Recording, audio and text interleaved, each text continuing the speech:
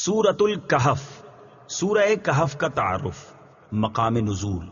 یہ سورت مکہ مکرمہ میں نازل ہوئی ہے۔ اس سورت میں 12 رکوع، 111 آیتیں، 1577 کلمے اور 6360 حروف ہیں۔ کہف نام رکھنے کی وجہ، کہف کا معنی ہے پہاڑی غار، اور اس سورت کی آیت نمبر 9 تا 26 میں اصحاب کہف یعنی پہاڑی غار والے چند اولیاء کرام کا واقعہ بیان کیا گیا ہے۔ اس مناسبت سے اس سورت کا نام سورہ کہف رکھا گیا۔ سورہ کہف کے فضائل۔ نمبر 1، سورہ کہف پڑھنے سے گھر میں سکون اور برکت نازل ہوتی ہے۔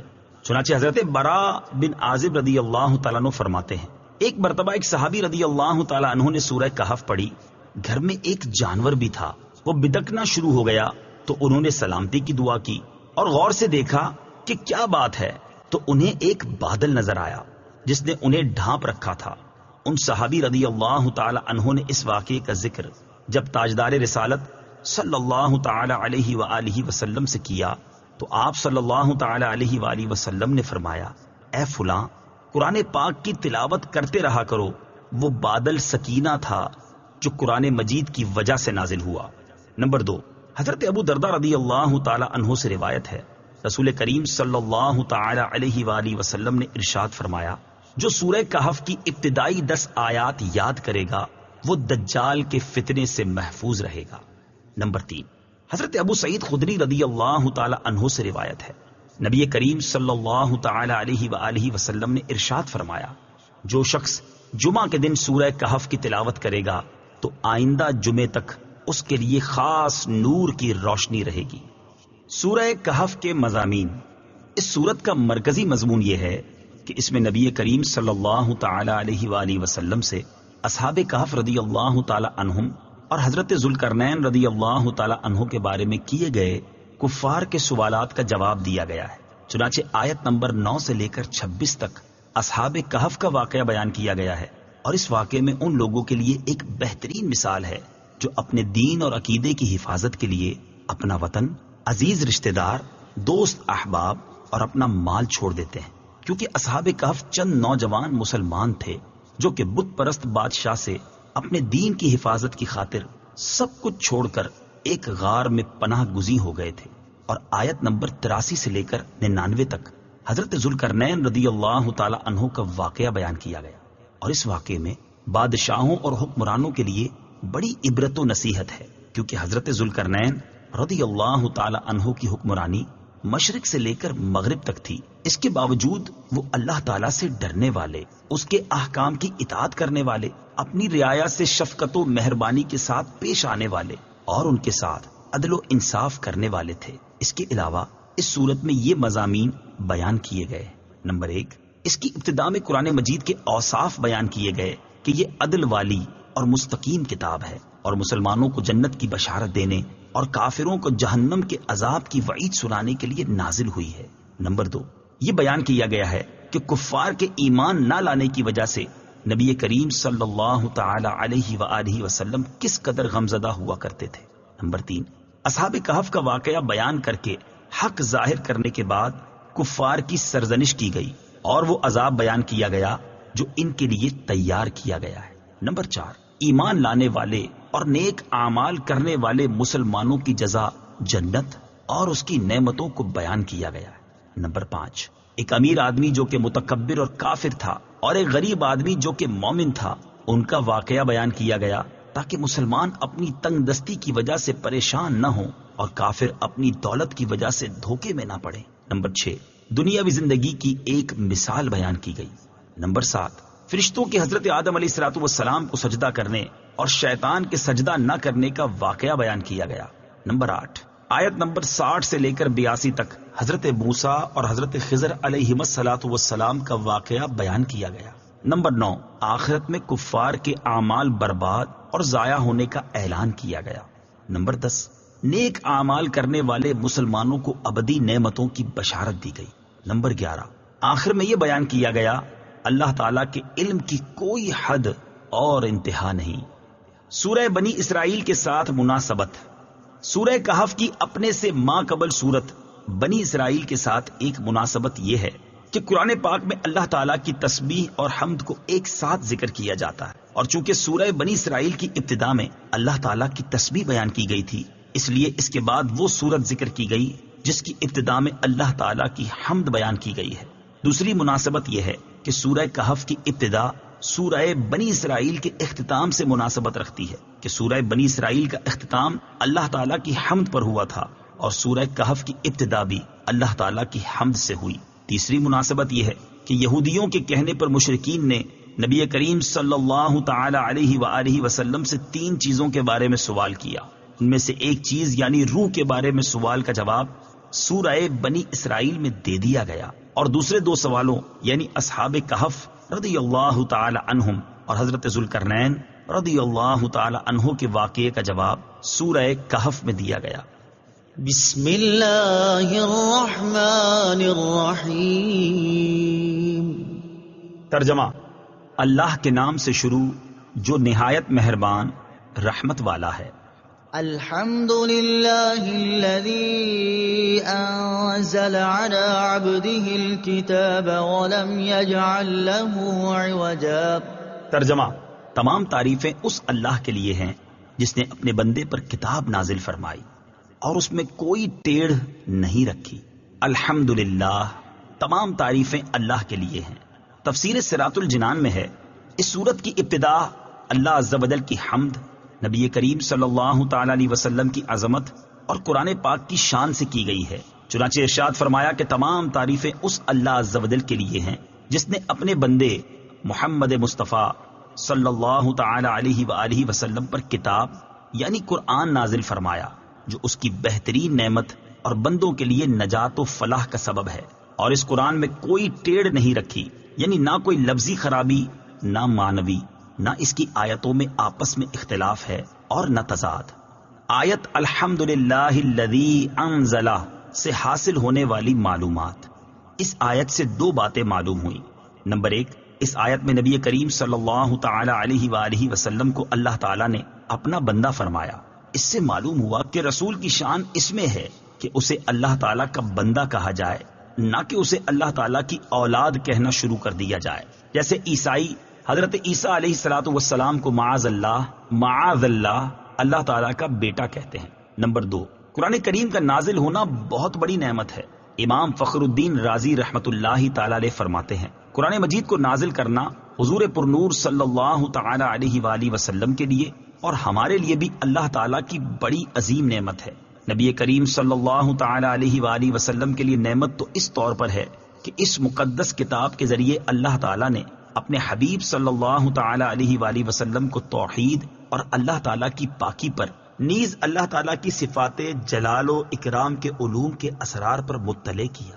فرشتوں اور انبیاء اکرام علیہ الصلوۃ والسلام کے احوال، قضاء و قدر کے احوال کے اسرار، عالم سفلی کے احوال کا عالم علوی کے احوال سے تعلق رکھنے کے اسرار، عالم آخرت کے احوال کا عالم دنیا کے احوال سے تعلق رکھنے کے اسرار، عالم جسمانیت کے عالم روحانیت سے مربوط ہونے کی کیفیت وغیرہ کے اسرار عطا فرمائے۔ اور بے شک یہ چیزیں عظیم ترین نعمتوں میں سے ہیں، اور اس کتاب کا ہمارے حق میں نعمت ہونا اس طور پر ہے کہ یہ کتاب پابندیوں اور احکامات، وعدہ اور وعید، ثواب اور عذاب کے بیان پر مشتمل ہے۔ خلاصہ یہ ہے کہ یہ کتاب انتہائی اعلیٰ درجے کی کامل کتاب ہے، تو اس سے ہر ایک اپنی طاقت اور فہم کے مطابق نفع حاصل کرے۔ قیما لینذر بأسا شدیدا من لدنه ويبشر المؤمنین الذین يعملون الصالحات ان لهم اجرا حسنا ماکثین فیہ ابدا وینذر الذین قالوا اتخذ اللہ ولدا۔ ترجمہ: لوگوں کی مصلحتوں کو قائم رکھنے والی نہایت معتدل کتاب، تاکہ اللہ کی طرف سے سخت عذاب سے ڈرائے اور اچھے اعمال کرنے والے مومنوں کو خوشخبری دے کہ ان کے لیے اچھا ثواب ہے جس میں ہمیشہ رہیں گے، اور ان لوگوں کو ڈرائے جو کہتے ہیں کہ اللہ نے اپنا کوئی بچہ بنایا ہے۔ قیمن، لوگوں کی مصلحتوں کو قائم رکھنے والی نہایت معتدل کتاب۔ تفسیر صراط الجنان میں ہے، اس آیت اور اس کے بعد والی 2 آیات کا خلاصہ یہ ہے کہ قرآن مجید بندوں کی دینی اور دنیاوی مصلحتوں کو قائم رکھنے والی انتہائی معتدل کتاب ہے، اور اسے اس لیے نازل کیا گیا ہے تاکہ میرے حبیب صلی اللہ تعالی علیہ وآلہ وسلم اس کتاب کے ذریعے اللہ تعالیٰ کی طرف سے کافروں کو سخت عذاب سے ڈرائیں، اور اللہ تعالیٰ کی رضا کے لیے اچھے اعمال کرنے والے مومنوں کو خوشخبری دیں کہ ان کے لیے اچھا ثواب یعنی جنت اور اس کی نعمتیں ہیں جس میں وہ ہمیشہ رہیں گے۔ اور قرآن کریم کو اس لیے نازل کیا گیا ہے تاکہ وہ اس کے ذریعے یہودیوں اور عیسائیوں وغیرہ ان لوگوں کو ڈرائیں جو کہتے ہیں کہ اللہ تعالیٰ نے اپنی کوئی اولاد بنائی ہے۔ ما لهم به من علم ولا لآبائهم كبرت كلمة تخرج من أفواههم إن يقولون إلا كذبا۔ ترجمہ، اس بارے میں نہ تو وہ کچھ علم رکھتے ہیں اور نہ ان کے باپ دادا، کتنا بڑا بول ہے جو ان کے منہ سے نکلتا ہے، وہ بالکل جھوٹ کہہ رہے ہیں۔ ما لهم به من علم ولا لآبائهم، اس بارے میں نہ تو وہ کچھ علم رکھتے ہیں اور نہ ان کے باپ دادا۔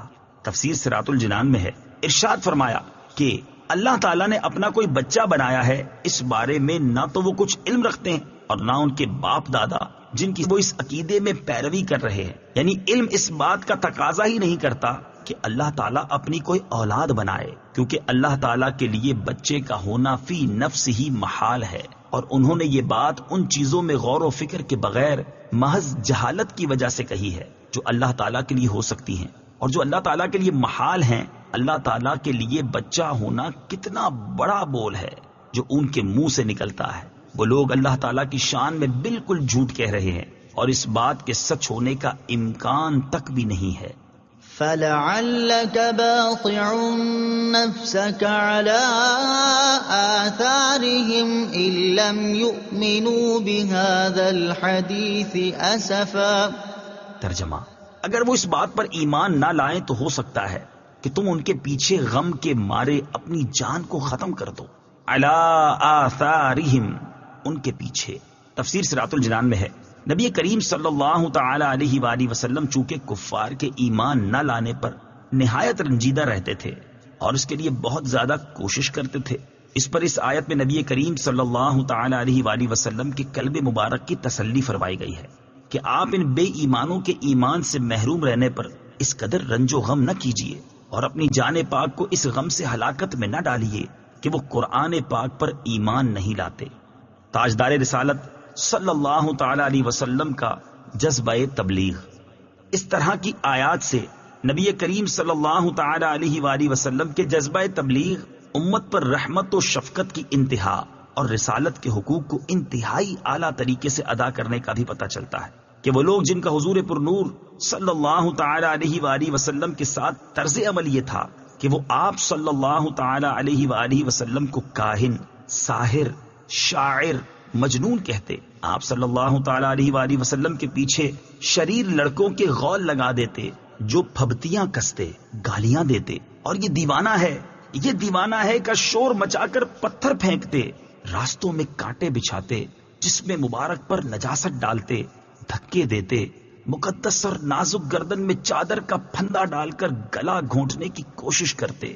نیز رحمت عالم صلی اللہ تعالی علیہ وآلہ وسلم کے ساتھ ساتھ غریب مسلمانوں پر بھی ظلم و ستم کے پہاڑ توڑتے، صحرائے عرب کی تیز دھوپ میں تنور کی طرح گرم ریت کے ذروں پر مسلمانوں کو پیٹھ کے بل لٹا کر ان کے سینوں پر بھاری پتھر رکھ دیتے، لوہے کو آگ میں گرم کر کے ان سے مسلمانوں کے جسموں کو داغتے۔ ان کے ساتھ رحمت للعالمین صلی اللہ تعالی علیہ وآلہ وسلم کا طرز عمل کیا ہے کہ آپ صلی اللہ تعالی علیہ وآلہ وسلم ان کے ایمان نہ لانے کی وجہ سے اس قدر غمزدہ ہو رہے ہیں جس سے آپ صلی اللہ تعالی علیہ وآلہ وسلم کی جان چلی جانے کا خطرہ ہے۔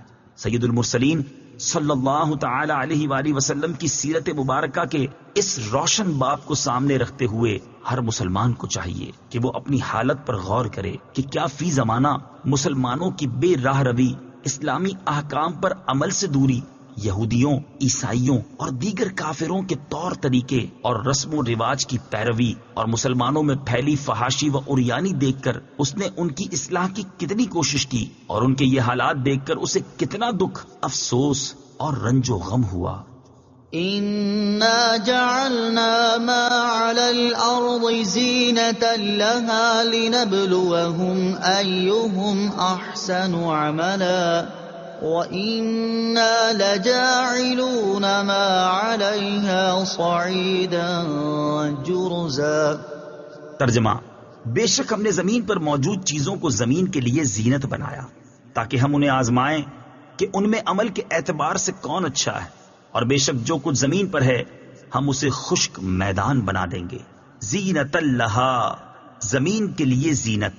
تفسیر صراط الجنان میں ہے، آیت میں فرمایا گیا کہ ہم نے زمین پر موجود چیزوں کو زمین کے لیے زینت بنایا ہے، خواہ وہ حیوان ہو یا نباتات یا معدنیات یا نہریں اور دریا وغیرہ، اور ان چیزوں کو پیدا کرنے کا مقصد یہ ہے کہ ہم لوگوں کو آزمائیں کہ ان میں عمل کے اعتبار سے کون اچھا ہے اور کون زہد و تقوی اختیار کرتا ہے اور محرمات و ممنوعات سے بچتا ہے۔ صعیدن جرزا، خشک میدان۔ تفسیر صراط الجنان میں ہے، اس آیت میں دنیا کی ناپائیداری اور قابل فنا ہونے کو بیان فرمایا ہے کہ جو کچھ زمین پر ہے قیامت کے دن وہ سب کا سب خشک میدان کی طرح بنا دیا جائے گا، جس پر کوئی رونق نہیں ہوگی، اور زمین کو اس کے آباد ہونے کے بعد ویران کر دیا جائے گا، اور حیوانات، نباتات اور اس کے علاوہ جو بھی چیزیں اس کے لیے باعث زینت تھیں ان میں سے کچھ بھی باقی نہ رہے گا، لہٰذا ایسی فانی چیز سے کیا دل لگانا۔ دنیا کی محبت کم کرنے کا عمدہ طریقہ، دنیا کی محبت دور کرنے کا سب سے عمدہ طریقہ یہی ہے کہ اس کی فنائیت میں غور کیا جائے۔ آدمی جتنا اس میں غور کرتا جاتا ہے اتنی ہی دنیا کی محبت اس کے دل سے کم ہوتی جاتی ہے۔ دنیا کی محبت کم کرنے کے لیے امام غزالی رحمت اللہ تعالی علیہ کے کلام سے اسی آیت سے متعلقہ کچھ کلام پیش کیا جاتا ہے۔ چنانچہ آپ رحمت اللہ تعالی علیہ فرماتے ہیں، جو شخص دنیا میں آتا ہے اس کی مثال ایسی ہے جیسے کسی میزبان کے پاس کوئی مہمان ہو، اور اس میزبان کی یہ عادت ہو کہ ہمیشہ مہمانوں کے لیے مکان آراستہ رکھتا ہو، لہٰذا اس نے مہمانوں کو یکے بعد دیگرے بلا کر ان کے سامنے انتہائی خوبصورت برتنوں میں عمدہ ڈشیں سجائیں، چاندی کی انگیٹھیوں میں عود اور اگربتیاں سلگائیں، کمروں میں اعلیٰ قسم کا اسپرے کروایا تاکہ مہمانوں کے دماغ معطر رہیں اور خوب فرحت و سکون پائیں۔ عقل مند مہمان ان جملہ لوازمات سے خوب لطف اندوز ہوتا ہے اور رخصت کے وقت اپنے اعزاز و اکرام کی بنا پر میزبان کا شکریہ ادا کرتا ہے، لیکن بے وقوف مہمان اس بدگمانی کا شکار ہو جاتا ہے کہ میزبان نے یہ جتنا اہتمام کیا ہے اور یہ سبھی اشیاء اسے دینے ہی کے لیے سجائی ہیں تاکہ رخصت کے وقت انہیں اپنے ساتھ لے جائے، وہ اسی میں پڑا رہتا ہے کہ رخصت کے وقت اس کے سامنے سے تمام چیزوں کو اٹھا لیا جاتا ہے۔ جب خالی ہاتھ پلٹتا ہے تو بڑا کبیدہ خاطر، رنجیدہ اور نادم ہوتا ہے، بلکہ روتا ہے کہ ہائے میرے ساتھ کیا ہوا۔ یوں ہی یہ دنیا مہمان خانہ ہے، اس کے سامان آرائش و زیبائش کو دیکھ کر الجھ نہیں جانا چاہیے، کہیں ایسا نہ ہو کہ اس کی حرص، طمع اور لالچ میں گرفتار ہو جائیں اور موت کا وقت سر پر آن پہنچے، پھر سوائے پچھتاوے کے کچھ ہاتھ نہ آئے گا۔ دنیا کو تو کیا جانے، یہ بس کی گانٹھ ہے ہر رافع، صورت دیکھو ظالم کی تو کیسی بھولی بھالی ہے، شہد دکھائے، زہر پلائے، قاتل ڈائن شوہر کش، اس مردار پہ کیا للچایا، دنیا دیکھی بھالی ہے۔ ام حسبت ان اصحاب الكهف والرقيم كانوا من آياتنا عجبا اذ اوى الفتية الى الكهف فقالوا ربنا آتنا من لدنك رحمة وهيئ لنا من امرنا رشدا۔ ترجمہ: کیا تمہیں معلوم ہوا کہ پہاڑی، غار اور جنگل کے کنارے والے وہ ہماری نشانیوں میں سے ایک عجیب نشانی تھے؟ جب ان نوجوانوں نے ایک غار میں پناہ لی پھر کہنے لگے، اے ہمارے رب، ہمیں اپنے پاس سے رحمت عطا فرما اور ہمارے لیے ہمارے معاملے میں ہدایت کے اسباب مہیا فرما۔ ام حسبتا، کیا تمہیں معلوم ہوا؟ تفسیر صراط الجنان میں ہے، یہاں سے اصحاب کہف کا واقعہ شروع ہوتا ہے اور اسے اللہ عز و جل نے اپنی عجیب و غریب نشانیوں میں سے ایک نشانی قرار دیا، کیونکہ اس واقعے میں بہت سی نصیحتیں اور حکمتیں ہیں۔ حضرت عبداللہ بن عباس رضی اللہ تعالی عنہما نے فرمایا کہ رقیم اس وادی کا نام ہے جس میں اصحاب کہف ہیں. اذ اول فتیۃ الی الکہف، جب ان نوجوانوں نے غار میں پناہ لی. تفسیر صراط الجنان میں ہے، ارشاد فرمایا کہ جب ان نوجوانوں نے اپنی کافر قوم سے اپنا ایمان بچانے کے لیے ایک غار میں پناہ لی اور اللہ عز و جل کی بارگاہ میں دعا کی، اے ہمارے رب عز و جل ہمیں اپنے پاس سے رحمت عطا فرما اور ہدایت و نصرت اور رزق و مغفرت اور دشمنوں سے امن عطا فرما اور ہمارے لیے ہمارے معاملے میں ہدایت کے اسباب مہیا فرما. اصحاب کہف کے متعلق قوی ترین قول یہ ہے کہ وہ 7 حضرات تھے. اگرچہ ان کے ناموں میں کسی قدر اختلاف ہے، لیکن حضرت عبداللہ ابن عباس رضی اللہ تعالی عنہما کی روایت پر جو خازن میں ہے ان کے نام یہ ہیں: مکس لمینا، یملیخا، مرتونس، بنونس، سارینونس، ذنوانس، کشفیت تنونس، اور ان کے کتے کا نام کتمیر ہے. اصحاب کہف کے ناموں کی برکت. اصحاب کہف کے نام بڑے بابرکت ہیں اور اکابر بزرگان دین نے ان کے فوائد و خواص بیان کیے ہیں. چنانچہ فرماتے ہیں کہ اگر یہ اسماء لکھ کر دروازے پر لگا دیے جائیں تو مکان جلنے سے محفوظ رہتا ہے، سرمایہ پر رکھ دیے جائیں تو چوری نہیں ہوتا، کشتی یا جہاز ان کی برکت سے غرق نہیں ہوتا، بھاگا ہوا شخص ان کی برکت سے واپس آ جاتا ہے، کہیں آگ لگی ہو اور یہ اسماء کپڑے میں لپیٹ کر ڈال دیے جائیں تو وہ بجھ جاتی ہے، بچے کے رونے، باری کے بخار، درد سر، السبیان یعنی خاص قسم کے دماغی جھٹکے اور دورے، خشکی و تری کے سفر میں جان و مال کی حفاظت، عقل کی تیزی اور قیدیوں کی آزادی کے لیے یہ اسماء لکھ کر تعویذ کی طرح بازو میں باندھے جائیں. اصحاب کہف کا واقعہ.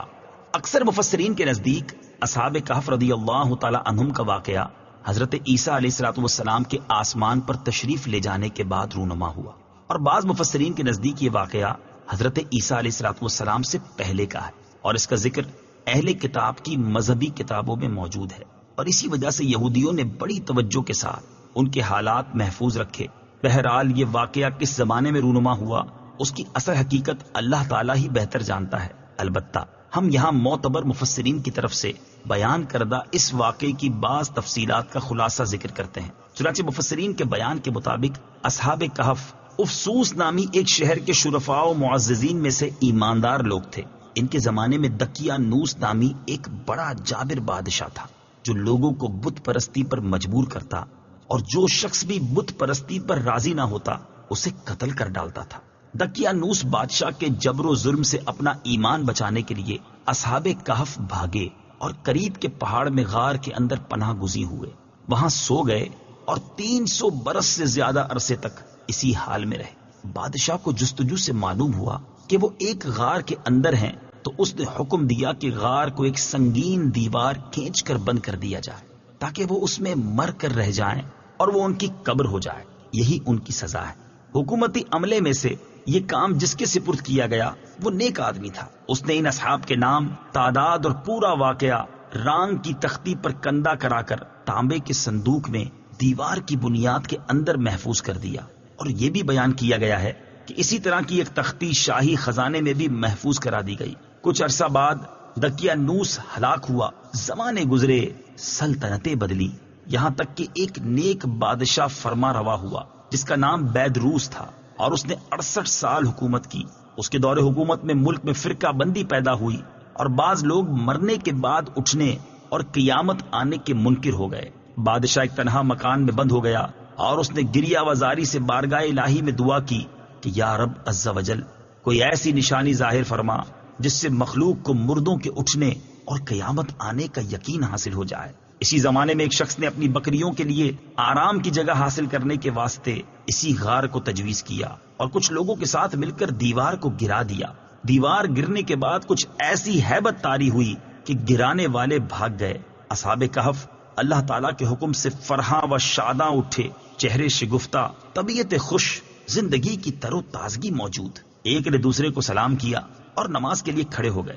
نماز سے فارغ ہو کر یملیخا سے کہا کہ آپ جائیے اور بازار سے کچھ کھانے کو بھی لائیے اور یہ بھی خبر لائیے کہ دقیانوس بادشاہ کا ہم لوگوں کے بارے میں کیا ارادہ ہے. وہ بازار گئے تو انہوں نے شہر پناہ کے دروازے پر اسلامی علامت دیکھی اور وہاں نئے نئے لوگ پائے. یہ دیکھ کر انہیں تعجب ہوا کہ یہ کیا معاملہ ہے. کل تک تو کوئی شخص اپنا ایمان ظاہر نہیں کر سکتا تھا جبکہ آج اسلامی علامتیں شہر پناہ پر ظاہر ہیں۔ پھر کچھ دیر بعد آپ تندور والے کی دکان پر گئے اور کھانا خریدنے کے لیے اسے دکیا نوسی سکے کا روپیہ دیا، جس کا رواج صدیوں سے ختم ہو گیا تھا اور اسے دیکھنے والا بھی کوئی باقی نہ رہا تھا۔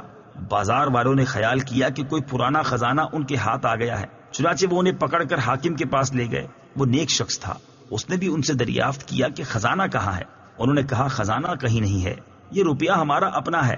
حاکم نے کہا یہ بات کسی طرح قابل یقین نہیں، کیونکہ اس میں جو سال لکھا ہوا ہے وہ 300 برس سے زیادہ کا ہے، اور آپ نوجوان ہیں، ہم لوگ بوڑھے ہیں، ہم نے تو کبھی یہ سکہ دیکھا ہی نہیں۔ آپ نے فرمایا میں جو دریافت کروں وہ ٹھیک ٹھیک بتاؤ تو عقدہ حل ہو جائے گا۔ یہ بتاؤ کہ دقیانوس بادشاہ کس حال و خیال میں ہے؟ حاکم نے کہا آج روئے زمین پر اس نام کا کوئی بادشاہ نہیں، سینکڑوں برس پہلے ایک بے ایمان بادشاہ اس نام کا گزرا ہے۔ آپ نے فرمایا کل ہی تو ہم اس کے خوف سے جان بچا کر بھاگے ہیں، اور میرے ساتھی قریب کے پہاڑ میں غار کے اندر پناہ گزین ہے، چلو میں تمہیں ان سے ملا دوں۔ حاکم اور شہر کے سردار اور ایک کثیر مخلوق ان کے ہمراہ غار کے کنارے پہنچ گئے۔ اصحاب کہف یملیخا کے انتظار میں تھے۔ جب انہوں نے کثیر لوگوں کے آنے کی آواز سنی تو سمجھے کہ یملیخا پکڑے گئے اور دقیانوسی فوج ہماری جستجو میں آ رہی ہے، چنانچہ وہ اللہ عز و جل کی حمد میں مشغول ہو گئے۔ اتنے میں شہر کے لوگ پہنچ گئے اور یملیخا نے بقیہ حضرات کو تمام قصہ سنایا۔ ان حضرات نے سمجھ لیا کہ ہم اللہ تعالیٰ کے حکم سے اتنا طویل زمانہ سوئے رہے اور اب اس لیے اٹھائے گئے ہیں کہ لوگوں کے لیے موت کے بعد زندہ کیے جانے کی دلیل اور نشانی بنے۔ جب حاکم شہر غار کے کنارے پہنچا تو اس نے تانبے کا صندوق دیکھا، اس کو کھلوایا تو تختی برآمد ہوئی۔ اس تختی میں ان اصحاب کے اسماء اور ان کے کتے کا نام لکھا تھا۔ یہ بھی لکھا تھا کہ یہ جماعت اپنے دین کی حفاظت کے لیے دقیانوس کے ڈر سے اس غار میں پناہ گزین ہوئی۔ دقیانوس نے خبر پا کر ایک دیوار سے انہیں غار میں بند کر دینے کا حکم دیا۔ ہم یہ حال اس لیے لکھتے ہیں تاکہ جب کبھی یہ غار کھلے تو لوگ ان کے حال پر مطلع ہو جائیں۔ یہ تختی پڑھ کر سب کو تعجب ہوا اور لوگ اللہ عز و جل کی حمد و ثنا بجا لائے کہ اس نے ایسی نشانی ظاہر فرما دی جس سے موت کے بعد اٹھنے کا یقین حاصل ہوتا ہے۔ حاکم شہر نے اپنے بادشاہ بیدروس کو واقعے کی اطلاع دی، چنانچہ بادشاہ بھی بقیہ معززین اور سرداروں کو لے کر حاضر ہوا اور شکر الہی کا سجدہ بجا لایا کہ اللہ تعالیٰ نے اس کی دعا قبول کی۔ اصحاب کہف نے بادشاہ سے معانقہ کیا اور فرمایا ہم تمہیں اللہ عز و جل کے سپرد کرتے ہیں، والسلام علیکہ ورحمۃ اللہ وبرکاتہ، اللہ تعالیٰ تیری اور تیرے ملک کی حفاظت فرمائے اور جن و انس کے شر سے بچائے۔ بادشاہ کھڑا ہی تھا کہ وہ حضرات اپنے خوابگاہوں کی طرف واپس ہو کر مصروف خواب ہوئے اور اللہ تعالیٰ نے انہیں وفات دے دی۔ بادشاہ نے سال کے صندوق میں ان کے اجساد کو محفوظ کیا اور اللہ تعالیٰ نے روب سے ان کی حفاظت فرمائی کہ کسی کی مجال نہیں کہ وہاں پہنچ سکے۔ بادشاہ نے سر غار مسجد بنانے کا حکم دیا اور ایک خوشی کا دن معین کر دیا کہ ہر سال لوگ عید کی طرح وہاں آیا کریں۔ اس سے معلوم ہوا کہ صالحین میں عرس کا معمول قدیم سے ہے۔ فضربنا على آذانهم في الكهف سنين عددا ثم بعثناهم لنعلم أي الحزبين أحصى لما لبثوا أمدا۔ ترجمہ، تو ہم نے اس غار میں ان کے کانوں پر گنتی کے کئی سال پردہ لگا رکھا، پھر ہم نے انہیں جگایا تاکہ دیکھیں کہ دو گروہوں میں سے کون ان کے ٹھہرنے کی مدت زیادہ درست بتاتا ہے۔ سنین عددا، گنتی کے کئی سال۔ تفسیر صراط الجنان میں ہے، ارشاد فرمایا کہ جب وہ غار میں لیٹے تو ہم نے اس غار میں ان کے کانوں پر گنتی کے کئی سال تک پردہ لگا رکھا، یعنی انہیں ایسی نیند سلا دیا کہ کوئی آواز بیدار نہ کر سکے۔ اولیاء کی کرامات برحق ہیں۔ اس آیت سے معلوم ہوا کہ کرامات اولیاء برحق ہیں۔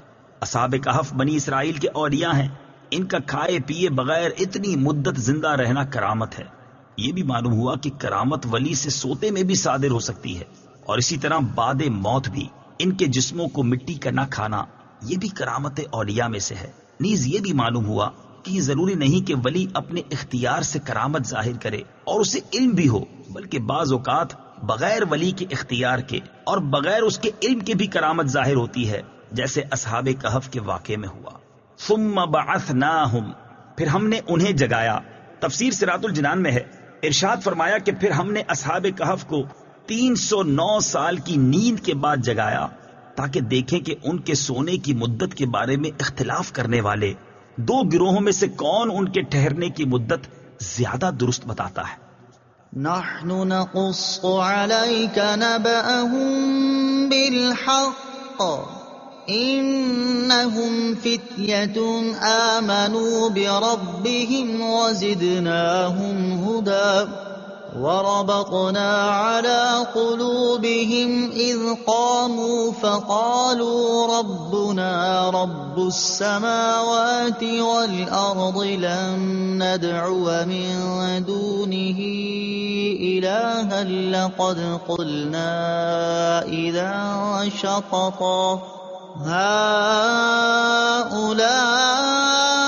هؤلاء قومنا اتخذوا من دونه آلهة لولا يأتون عليهم بسلطان بين فمن أظلم ممن افترى على الله كذبا وَإِذِ اعْتَزَلْتُمُوهُمْ وَمَا يَعْبُدُونَ إِلَّا اللَّهَ فَأْوُوا إِلَى الْكَهْفِ يَنشُرْ لَكُمْ رَبُّكُمْ مِنْ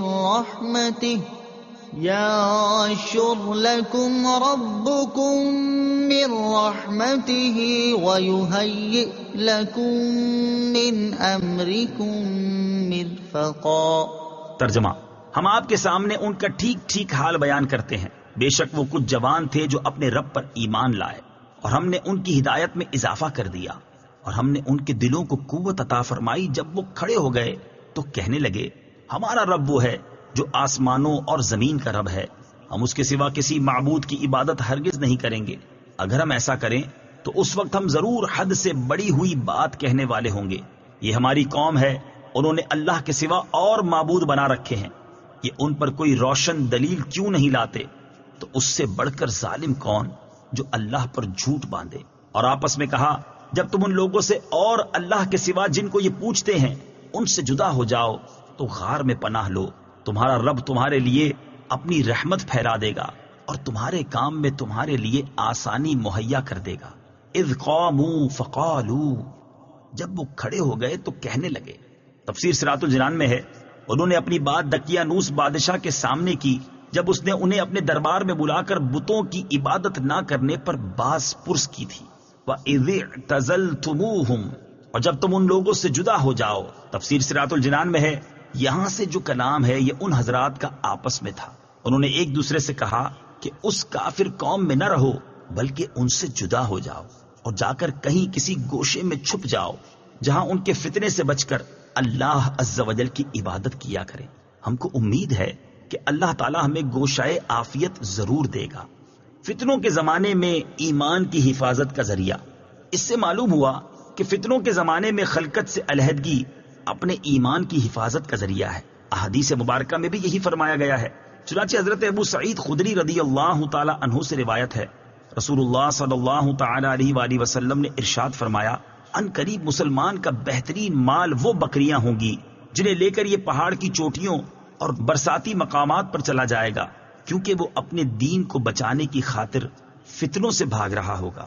حضرت ابو ہریرہ رضی اللہ تعالیٰ عنہ سے روایت ہے، حضور اقدس صلی اللہ تعالیٰ علیہ وسلم نے ارشاد فرمایا، ان قریب فتنے کھڑے ہوں گے جن میں بیٹھا ہوا شخص کھڑے سے اچھا رہے گا، اور کھڑا ہوا چلنے والے سے اچھا رہے گا، اور چلنے والا دوڑنے والے سے اچھا رہے گا۔ جو اس فتنے کی طرف جھانکے گا تو وہ اسے بھی اپنی لپیٹ میں لے لے گا۔ ان دنوں جس کو بچاؤ کی کوئی جگہ یا پناہ گاہ ملے تو اسے اس میں پناہ لے لینی چاہیے۔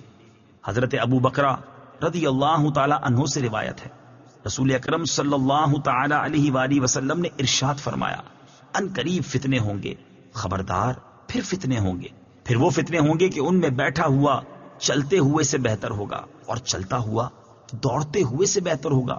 آگاہ رہو کہ جب وہ فتنے واقع ہوں تو جس کے پاس اونٹ ہوں وہ اونٹوں سے مل جائے، اور جس کے پاس بکریاں ہوں وہ اپنی بکریوں میں چلا جائے، اور جس کی زمین ہو وہ اپنی زمین میں پہنچ جائے۔ یہ سن کر ایک صحابی رضی اللہ تعالی عنہ نے عرض کی، یا رسول اللہ صلی اللہ تعالی علیہ وآلہ وسلم، جس کے پاس اونٹ، بکریاں اور زمین نہ ہو تو وہ کیا کرے؟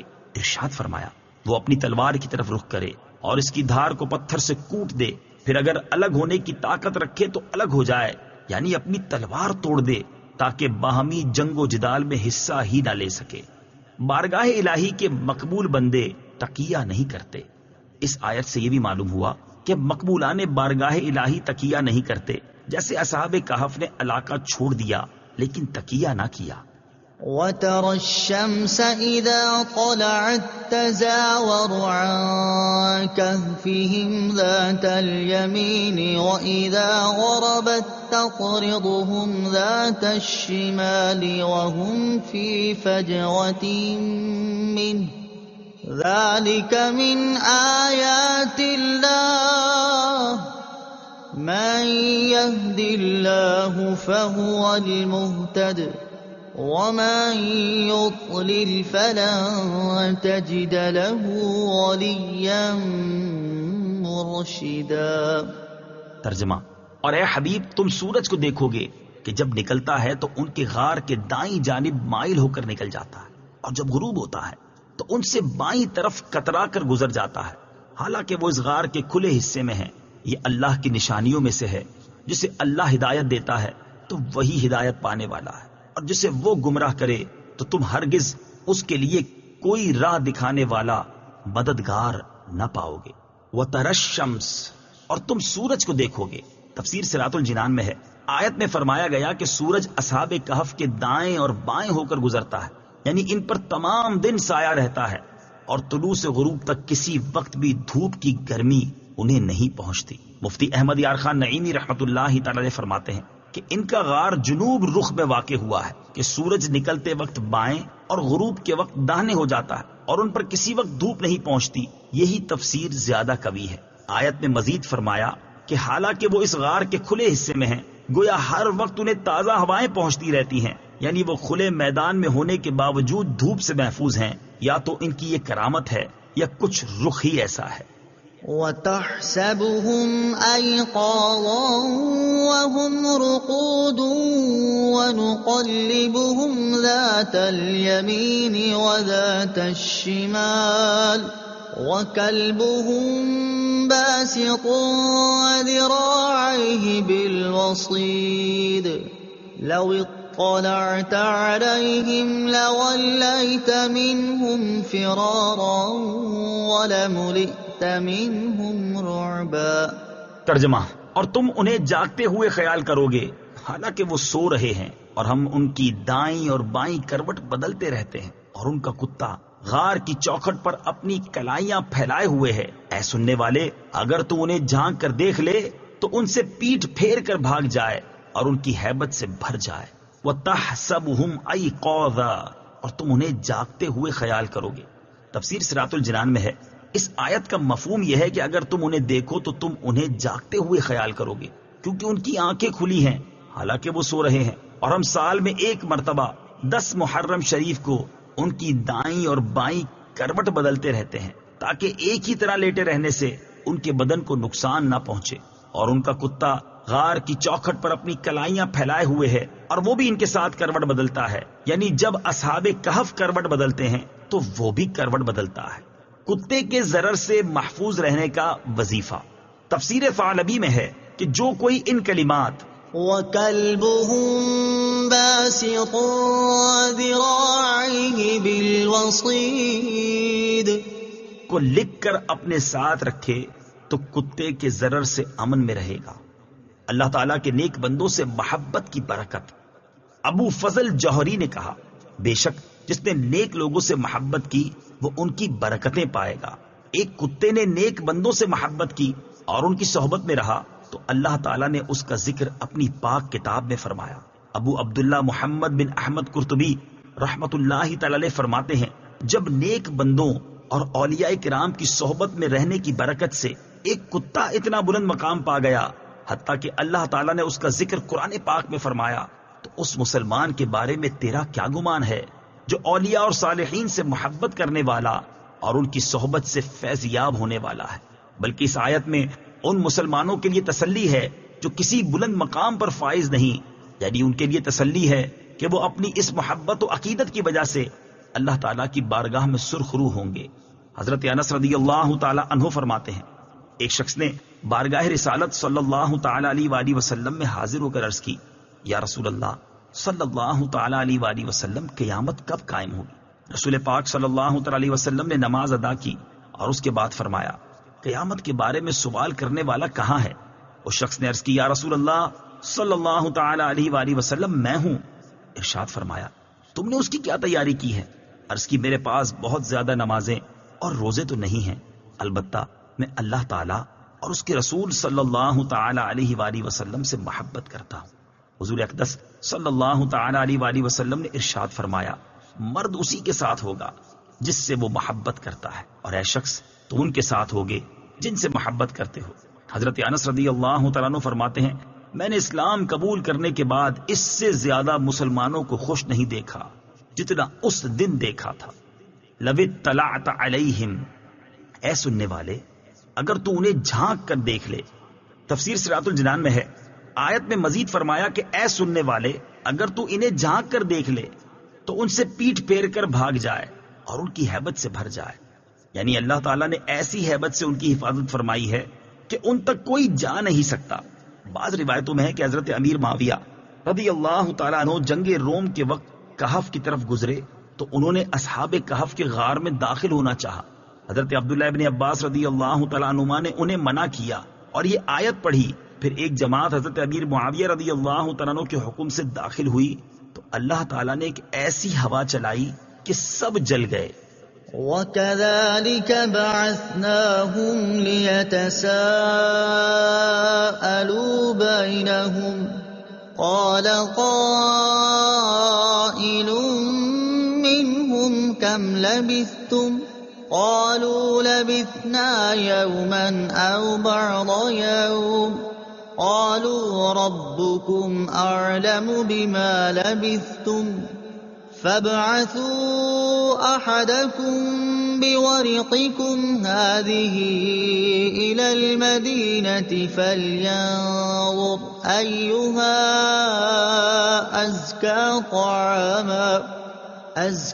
طَعَامًا فَلْيَأْتِكُم بِرِزْقٍ مِّنْهُ وَلْيَتَلَطَّفْ وَلَا يُشْعِرَنَّ بِكُمْ أَحَدًا إِنَّهُمْ إِن يَظْهَرُوا عَلَيْكُمْ يَرْجُمُوكُمْ أَوْ يُعِيدُوكُمْ فِي مِلَّتِهِمْ وَلَن تُفْلِحُوا إِذًا أَبَدًا۔ ترجمہ، اور ویسا ہی ہم نے انہیں جگایا تاکہ آپس میں ایک دوسرے سے حالات پوچھیں۔ ان میں سے ایک کہنے والے نے کہا، تم یہاں کتنی دیر رہے ہو؟ چند افراد نے کہا کہ ہم ایک دن رہے ہیں یا ایک دن سے کچھ کم وقت۔ دوسروں نے کہا، تمہارا رب خوب جانتا ہے جتنا تم ٹھہرے ہو، تو اپنے میں سے ایک کو یہ چاندی دے کر شہر کی طرف بھیجو تاکہ وہ دیکھیں کہ وہاں کون سا کھانا زیادہ عمدہ ہے، پھر تمہارے پاس اسی میں سے کوئی کھانا لے آئے، اور اسے چاہیے کہ نرمی سے کام لے اور ہرگز کسی کو تمہاری اطلاع نہ دے۔ بے شک اگر انہوں نے تمہیں جان لیا تو تمہیں پتھر ماریں گے یا تمہیں اپنے دین میں پھیر لیں گے، اور اگر ایسا ہوا تو پھر تم کبھی بھی فلاح نہ پاؤ گے۔ وَكَذَلِكَ بَعَثْنَاهُمْ، اور یوں ہی ہم نے انہیں جگایا۔ تفسیر صراط الجنان میں ہے، یہاں سے اب بقیہ واقعے کی تفصیل بیان کی گئی ہے۔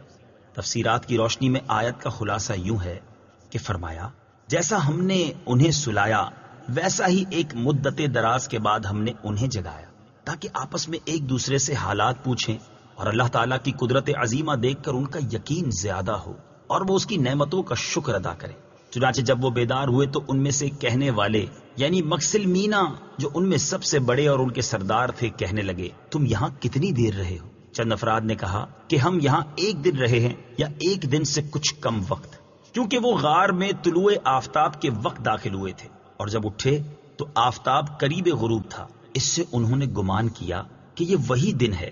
بقیہ لوگوں نے کہا، تمہارا رب خوب جانتا ہے جتنا تم ٹھہرے ہو کہ تھوڑا عرصہ ہوا ہے یا زیادہ، تو اپنے میں سے ایک کو یہ چاندی دے کر شہر کی طرف بھیجو تاکہ وہ جا کر دیکھے کہ وہاں کون سا کھانا زیادہ عمدہ ہے، جس میں حرمت کا کوئی شبہ نہ ہو، پھر وہی کھانا لے آئے، اور جانے والے کو چاہیے کہ آنے جانے میں نرمی سے کام لے، اور ہرگز کسی کو تمہاری اطلاع نہ دے۔ اصحاب کہف اپنے ساتھ دکیا نوسی سکے لے کر گئے تھے، اور سوتے وقت انہیں اپنے سرہانے رکھ لیا تھا۔ اس سے معلوم ہوا کہ مسافر کو خرچ ساتھ میں رکھنا طریقہ توکل کے خلاف نہیں ہے۔ اسباب ساتھ رکھے اور بھروسہ اللہ عز و جل پر رکھے۔ انہم ان یظہروا علیکم، بے شک اگر انہوں نے تمہیں جان لیا۔ تفسیر صراط الجنان میں ہے، اصحاب کہف نے آپس میں کہا کہ اگر انہوں نے تمہیں جان لیا تو تمہیں پتھر ماریں گے اور بری طرح قتل کریں گے، یا جبر و ستم سے تمہیں اپنے دین میں پھیر لیں گے، اور اگر ایسا ہوا تو پھر تم کبھی بھی فلاح نہ پاؤ گے۔ وَكَذَلِكَ أَعْثَرْنَا عَلَيْهِمْ لِيَعْلَمُوا أَنَّ وَعْدَ اللَّهِ حَقٌّ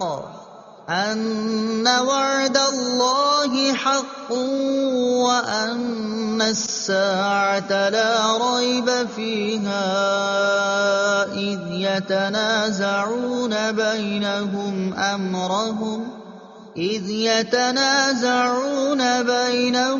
أَمْرَهُمْ فَقَالُوا ابْنُوا عَلَيْهِم بُنْيَانًا رَبُّهُمْ أَعْلَمُ بِهِمْ قَالَ الَّذِينَ غَلَبُوا عَلَىٰ أَمْرِهِمْ لَنَتَّخِذَنَّ عَلَيْهِم مَّسْجِدًا۔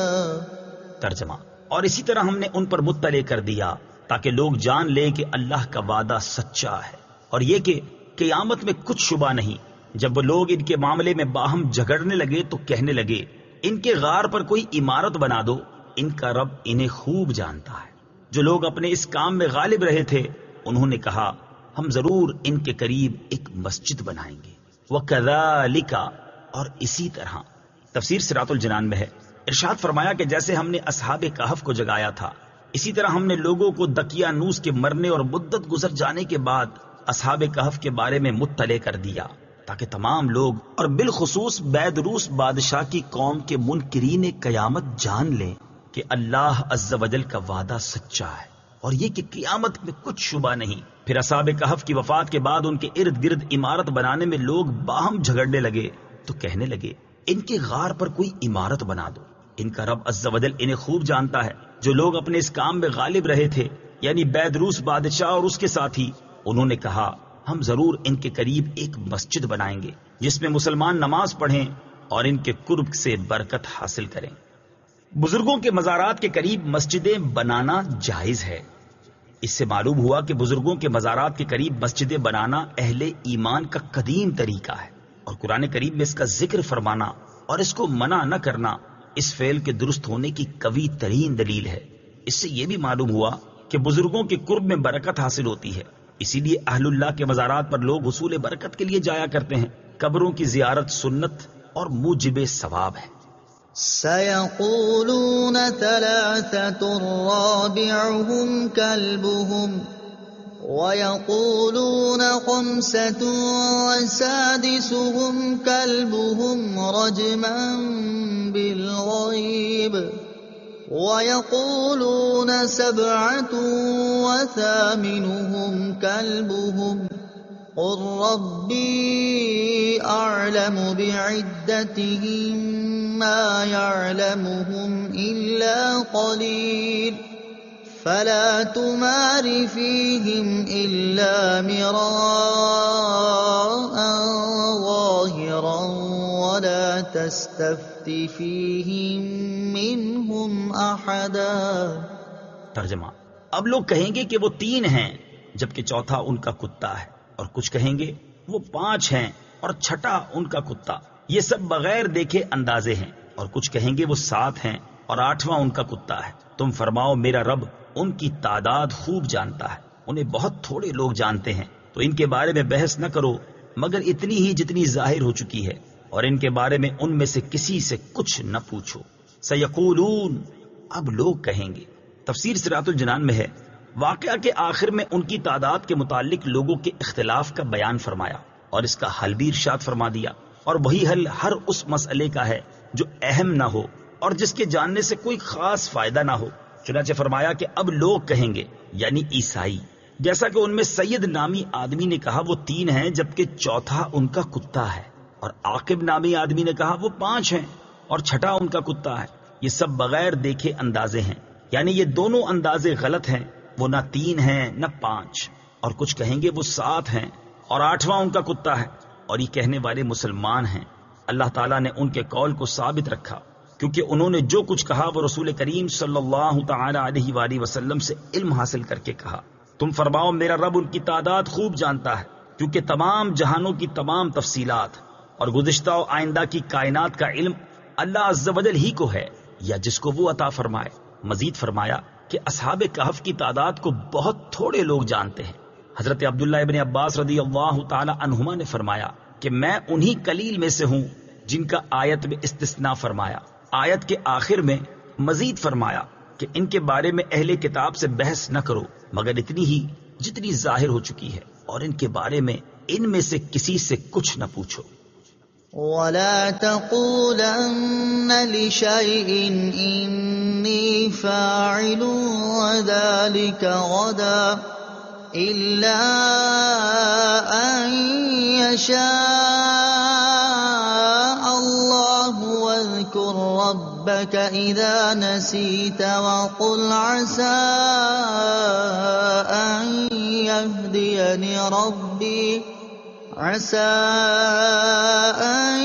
يَهْدِيَنِ رَبِّي لِأَقْرَبَ مِنْ هَٰذَا رَشَدًا۔ ترجمہ: اور ہرگز کسی چیز کے متعلق نہ کہنا کہ میں کل یہ کرنے والا ہوں مگر یہ کہ اللہ چاہے، اور جب تم بھول جاؤ تو اپنے رب کو یاد کر لو، اور یوں کہو کہ قریب ہے کہ میرا رب اس واقعے سے زیادہ قریب ہدایت کا کوئی راستہ دکھائے۔ الا ان یشاء اللہ، مگر یہ کہ اللہ چاہے۔ تفسیر صراط الجنان میں ہے، یہاں 2 آیتوں میں اسلامی تعلیمات کی ایک بنیادی چیز بیان فرمائی کہ مسلمان کو چاہیے کہ اپنے ارادے میں انشاء اللہ ضرور کہا کرے۔ چنانچہ فرمایا گیا کہ اور ہرگز کسی چیز کے متعلق نہ کہنا کہ میں کل یہ کرنے والا ہوں، مگر ساتھ ہی یہ کہا کرو کہ اللہ عز و جل چاہے تو میں کر لوں گا۔ مراد یہ ہے کہ جب کسی کام کا ارادہ ہو تو یہ کہنا چاہیے کہ انشاء اللہ ایسا کروں گا، بغیر انشاء اللہ کے نہ کہے۔ اس آیت کا شان نزول یہ ہے کہ اہل مکہ نے رسول کریم صلی اللہ تعالی علیہ وآلہ وسلم سے جب روح، اصحاب کہف اور حضرت ذوالقرنین کے بارے میں دریافت کیا تھا تو حضور اقدس صلی اللہ تعالی علیہ وآلہ وسلم نے فرمایا کہ کل بتاؤں گا، اور انشاء اللہ نہیں فرمایا تھا، تو کئی روز وحی نہیں آئی۔ پھر یہ آیت نازل ہوئی، وَاذْكُرْ رَبَّكَ إِذَا نَسِيتَ، اور جب تم بھول جاؤ تو اپنے رب کو یاد کر لو۔ تفسیر صراط الجنان میں ہے، حضرت عبداللہ ابن عباس رضی اللہ تعالی عنہما فرماتے ہیں اس کا معنی یہ ہے کہ اگر انشاء اللہ کہنا یاد نہ رہے تو جب یاد آئے کہہ لو۔ یاد آنے کی مدت کے بارے میں حضرت عبداللہ ابن عباس رضی اللہ تعالی عنہما فرماتے ہیں کہ اگرچہ 1 سال بعد یاد آئے، اور امام حسن بصری رضی اللہ تعالیٰ عنہ نے فرمایا ہے کہ جب تک اس مجلس میں رہے انشاء اللہ کہہ لے۔ اس آیت کے معنی سے متعلق تفسیروں میں کئی قول مذکور ہیں، ان میں سے ایک یہ بھی ہے کہ آیت کا معنی یہ ہے اگر کسی نماز کو بھول گیا تو یاد آتے ہی ادا کر لے۔ نماز کے بارے میں حضرت انس رضی اللہ تعالی عنہ سے روایت ہے، نبی کریم صلی اللہ تعالی علیہ وآلہ وسلم نے ارشاد فرمایا جو نماز پڑھنا بھول جائے تو اسے چاہیے کہ جب یاد آئے اس وقت نماز پڑھ لے، اس کا یہی کفارہ ہے۔ وَقُلْ عَسَىٰ، اور یوں کہو کہ قریب ہے۔ تفسیر صراط الجنان میں ہے، ارشاد فرمایا یوں کہو کہ قریب ہے کہ میرا رب میری نبوت پر دلائل کے لیے اصحاب کہف کے اس واقعے سے زیادہ قریب ہدایت کا کوئی راستہ دکھائے، یعنی ایسے معجزات عطا فرمائے جو میری نبوت پر اس سے بھی زیادہ ظاہر دلالت کریں، جیسے کہ انبیاء سابقین کے احوال کا بیان اور غیوب کا علم اور قیامت تک پیش آنے والے واقعات کا بیان اور چاند کا 2 ٹکڑے ہونا اور حیوانات کا حضور اقدس صلی اللہ تعالی علیہ وآلہ وسلم کی رسالت کی گواہی دینا وغیرہ۔ وَلَبِثُوا فِي كَهْفِهِمْ 300 سِنِينَ وَازْدَادُوا 9 قُلِ اللَّهُ أَعْلَمُ بِمَا لَبِثُوا لَهُ غَيْبُ السَّمَاوَاتِ وَالْأَرْضِ أَبْصِرْ بِهِ وَأَسْمِعْ ما لهم من دونه من ولي ولا يشرك في حكمه أحدا۔ ترجمہ، اور وہ اپنے غار میں 300 سال ٹھہرے اور 9 سال زیادہ۔ تم فرماؤ اللہ خوب جانتا ہے، وہ جتنا ٹھہرے۔ آسمانوں اور زمین کے سب غیب اسی کے لیے ہیں، وہ کتنا دیکھنے والا اور سننے والا ہے۔ ان کے لیے اس کے سوا کوئی مددگار نہیں، اور وہ اپنے حکم میں کسی کو شریک نہیں کرتا۔ قل، تم فرماؤ، تفسیر صراط الجنان میں ہے، اصحاب کہف کے قیام کی مدت بیان کرنے کے بعد ارشاد فرمایا کہ اگر لوگ اس مدت میں جھگڑا کریں تو اللہ عز و جل ہی کا فرمانا برحق ہے، لہذا تم ان سے کہہ دو کہ اللہ عز و جل خوب جانتا ہے کہ وہ لوگ کتنا ٹھہرے تھے، خواہ وہ ان کے غار میں سونے والی مدت ہو یا تب سے لے کر اب تک کی مدت ہو۔ بہرحال اللہ تعالیٰ ہی بہتر جانتا ہے، کیونکہ آسمانوں اور زمین کے سب غیبوں کا علم اسی کو ہے، کوئی ظاہر اور کوئی باطن اس سے چھپا نہیں۔ اس حصے کا شان نزول یہ ہے کہ نجران کے نصرانیوں نے کہا تھا کہ 300 برس تک ٹھیک ہیں، اور 9 کی زیادتی کیسی ہے اس کا ہمیں علم نہیں۔ اس پر یہ آیت کریمہ نازل ہوئی۔ وَاتْلُ مَا أُوحِيَ إِلَيْكَ مِن كِتَابِ رَبِّكَ لَا مُبَدِّلَ لِكَلِمَاتِهِ وَلَن تَجِدَ مِن دُونِهِ مُلْتَحَدًا۔ ترجمہ، اور اپنے رب کی کتاب سے اس وحی کی تلاوت کرو جو آپ کی طرف بھیجی گئی ہے، اس کی باتوں کو کوئی بدلنے والا نہیں، اور تم ہرگز اس کے سوا کوئی پناہ نہ پاؤ گے۔ وَاتْلُو، اور تلاوت کر۔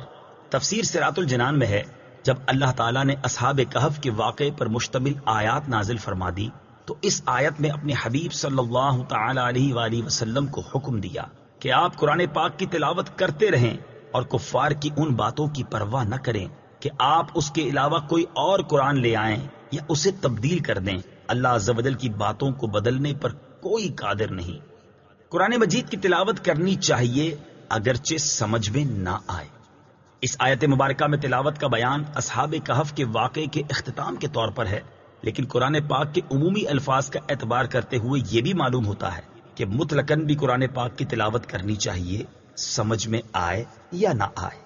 وَاصْبِرْ نَفْسَكَ مَعَ الَّذِينَ يَدْعُونَ رَبَّهُم بِالْغَدَاةِ وَالْعَشِيِّ يُرِيدُونَ وَجْهَهُ وَلَا تَعْدُ عَيْنَاكَ عَنْهُمْ تريد زينة الحياة الدنيا ولا تطع من أغفلنا قلبه عن ذكرنا واتبع هواه وكان أمره فرطا۔ ترجمہ، اور اپنی جان کو ان لوگوں کے ساتھ مانوس رکھ جو صبح و شام اپنے رب کو پکارتے ہیں، اس کی رضا چاہتے ہیں، اور تیری آنکھیں دنیا کی زندگی چاہتے ہوئے انہیں چھوڑ کر اوروں پر نہ پڑیں، اور اس کی بات نہ مان جس کا دل ہم نے اپنی یاد سے غافل کر دیا، اور وہ اپنی خواہش کے پیچھے چلا اور اس کا کام حد سے گزر گیا۔ الذین یدعون ربہم بالغداة والعشی، جو صبح و شام اپنے رب کو پکارتے ہیں۔ تفسیر صراط الجنان میں ہے، اس آیت کا شان نزول یہ ہے کہ سرداران کفار کی ایک جماعت نے سرکار دو عالم صلی اللہ تعالی علیہ وآلہ وسلم سے عرض کیا کہ ہمیں غرباء اور شکستہ حالوں کے ساتھ بیٹھتے شرم آتی ہے، اگر آپ انہیں اپنی صحبت سے جدا کر دیں تو ہم اسلام لے آئیں، اور ہمارے اسلام لانے سے خلق کثیر اسلام لے آئے گی۔ اس پر یہ آیت کریمہ نازل ہوئی، اور نبی کریم صلی اللہ تعالی علیہ وآلہ وسلم کو فرمایا گیا کہ اپنی جان کو ان لوگوں کے ساتھ مانوس رکھ جو صبح و شام اپنے رب عز و جل کو پکارتے ہیں، اس کی رضا چاہتے ہیں، یعنی جو اخلاص کے ساتھ ہر وقت اللہ عز و جل کی طاعت میں مشغول رہتے ہیں۔ آیت وَاصْبِرْ نَفْسَكَ سے معلوم ہونے والے مسائل۔ اس آیت مبارکہ سے بہت سے مسائل معلوم ہوئے۔ نمبر 1، نبی کریم صلی اللہ تعالی علیہ وآلہ وسلم کی تربیت خود رب العالمین عز و جل فرماتا ہے۔ جیسے یہاں ہوا کہ ایک معاملہ درپیش ہوا تو اللہ عز و جل نے اپنے حبیب علیہ الصلوۃ والسلام کی خود تربیت فرمائی اور آپ کی کمال کی طرف رہنمائی فرمائی۔ نمبر 2، یہ بھی معلوم ہوا کہ اچھوں کے ساتھ رہنا اچھا ہے اگرچہ وہ فقراء ہوں، اور بروں کے ساتھ رہنا برا ہے اگرچہ وہ مالدار ہوں۔ نمبر 3، یہ بھی معلوم ہوا کہ صبح و شام خصوصیت سے اللہ عز و جل کا ذکر کرنا بہت افضل ہے، قرآن پاک میں بطور خاص صبح و شام کے ذکر کو بکثرت بیان فرمایا ہے، جیسے اس آیت میں بھی ہے اور اس کے علاوہ بھی بہت سی آیتوں میں ہے۔ نمبر 4، یہ بھی معلوم ہوا کہ حضور پر نور صلی اللہ تعالی علیہ وآلہ وسلم کو صالحین سے بطور خاص محبت ہے کہ آپ صلی اللہ تعالی علیہ وسلم کو اس کا حکم دیا گیا ہے۔ نمبر 5، صالحین کی 2 علامتیں بھی اس آیت میں بیان فرمائیں۔ اول یہ کہ وہ صبح و شام اللہ عز و جل کا ذکر کرتے ہیں، اور دوسری یہ کہ ہر عمل سے اللہ عز و جل کی رضا اور خوشنودی کے طلبگار ہوتے ہیں۔ نمبر 6، مزید اس آیت میں دنیا داروں کی طرف نظر رکھنے اور ان کی پیروی سے ممانعت کے بارے میں حکم ہے۔ اس حکم میں قیامت تک کے مسلمانوں کو ہدایت ہے کہ غافلوں، متکبروں، ریاکاروں، مالداروں کی نہ مانا کریں اور ان کے مال و دولت پر نظریں نہ جمائیں، بلکہ مخلص، صالح، غرباء و مساکین کے ساتھ تعلق رکھیں اور انہی کی اطاعت کیا کریں۔ دنیا کی محبت میں گرفتار مالداروں کی بات ماننا دین کو برباد کر دیتا ہے۔ قرآن و حدیث کی روشنی میں جو بات سمجھ آتی ہے وہ یہ ہے کہ مال اور مالدار فی نفس ہی نہ برے ہیں اور نہ اچھے، بلکہ مال کا غلط استعمال اور ایسے مالدار برے ہیں، اور چونکہ مالدار عموماً نفس پرستی میں پڑ جاتے ہیں اسی لیے ان کی مذمت زیادہ بیان کی جاتی ہے۔ اسی سے ملتا جلتا ایک حکم حدیث مبارکہ میں ہے۔ چنانچہ حضرت عبداللہ بن عباس رضی اللہ تعالی عنہما سے روایت ہے، رسول اللہ صلی اللہ تعالی علیہ وآلہ وسلم نے ارشاد فرمایا، میری امت میں سے کچھ لوگ علم دین سیکھیں گے، قرآن پڑھیں گے اور کہیں گے ہم امیروں کے پاس اس لیے جاتے ہیں تاکہ ان سے دنیا حاصل کریں اور اپنے دین کو ان سے جدا رکھتے ہیں، حالانکہ یہ نہیں ہو سکتا، جیسا کہ کانٹے والے درخت سے پھل توڑنے میں کانٹے ہی ہاتھ آتے ہیں، اسی طرح وہ ان کے قرب میں گناہوں سے نہیں بچ سکتے۔ حضرت عبداللہ ابن مسعود رضی اللہ تعالی عنہ فرماتے ہیں، اگر علماء علم حاصل کرنے کے بعد اسے محفوظ رکھتے اور اسے اہل لوگوں کے سامنے پیش کرتے تو اہل زمانہ کے سردار بن جاتے، لیکن انہوں نے اسے دنیا والوں پر اپنی دنیا حاصل کرنے کے لیے خرچ کیا، اس وجہ سے ذلیل ہو گئے۔ میں نے رسول اللہ صلی اللہ تعالی علیہ وآلہ وسلم کو فرماتے سنا ہے، جس شخص کی ساری فکر آخرت کے متعلق ہے تو اللہ تعالیٰ دنیا کے غموں سے اس کی کفایت فرمائے گا، اور جو شخص دنیاوی امور میں پریشان ہوتا رہے گا اللہ تعالیٰ کو اس کی پرواہ نہیں، چاہے وہ کسی وادی میں بھی گر کر مرے۔ حضرت ابو ہریرہ رضی اللہ تعالیٰ عنہ سے روایت ہے، حضور اقدس صلی اللہ تعالیٰ علیہ وسلم نے ارشاد فرمایا، جو شخص علم صرف اللہ تعالیٰ کی رضا حاصل کرنے کے لیے نہیں بلکہ دنیاوی مقاصد کے لیے حاصل کرے تو قیامت کے دن وہ جنت کی خوشبو ہرگز نہیں پائے گا۔ وَقُلِ الْحَقُّ مِنْ رَبِّكُمْ فَمَنْ شَاءَ فَلْيُؤْمِنْ وَمَنْ شَاءَ فَلْيَكْفُرْ إِنَّا أَعْتَدْنَا لِلظَّالِمِينَ نَارًا أَحَاطَ بِهِمْ سُرَادِقُهَا وَإِنْ يَسْتَغِيثُوا يُغَاثُوا بِمَاءٍ كَالْمُهْلِ يَشْوِي الْوُجُوهَ بِئْسَ الشَّرَابُ وَسَاءَتْ مرتفقا۔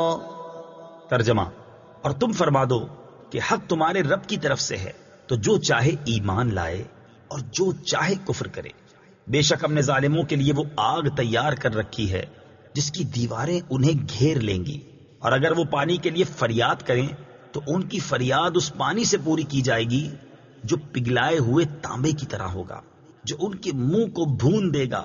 کیا ہی برا پینا اور دوزخ کیا ہی بری ٹھہرنے کی جگہ ہے۔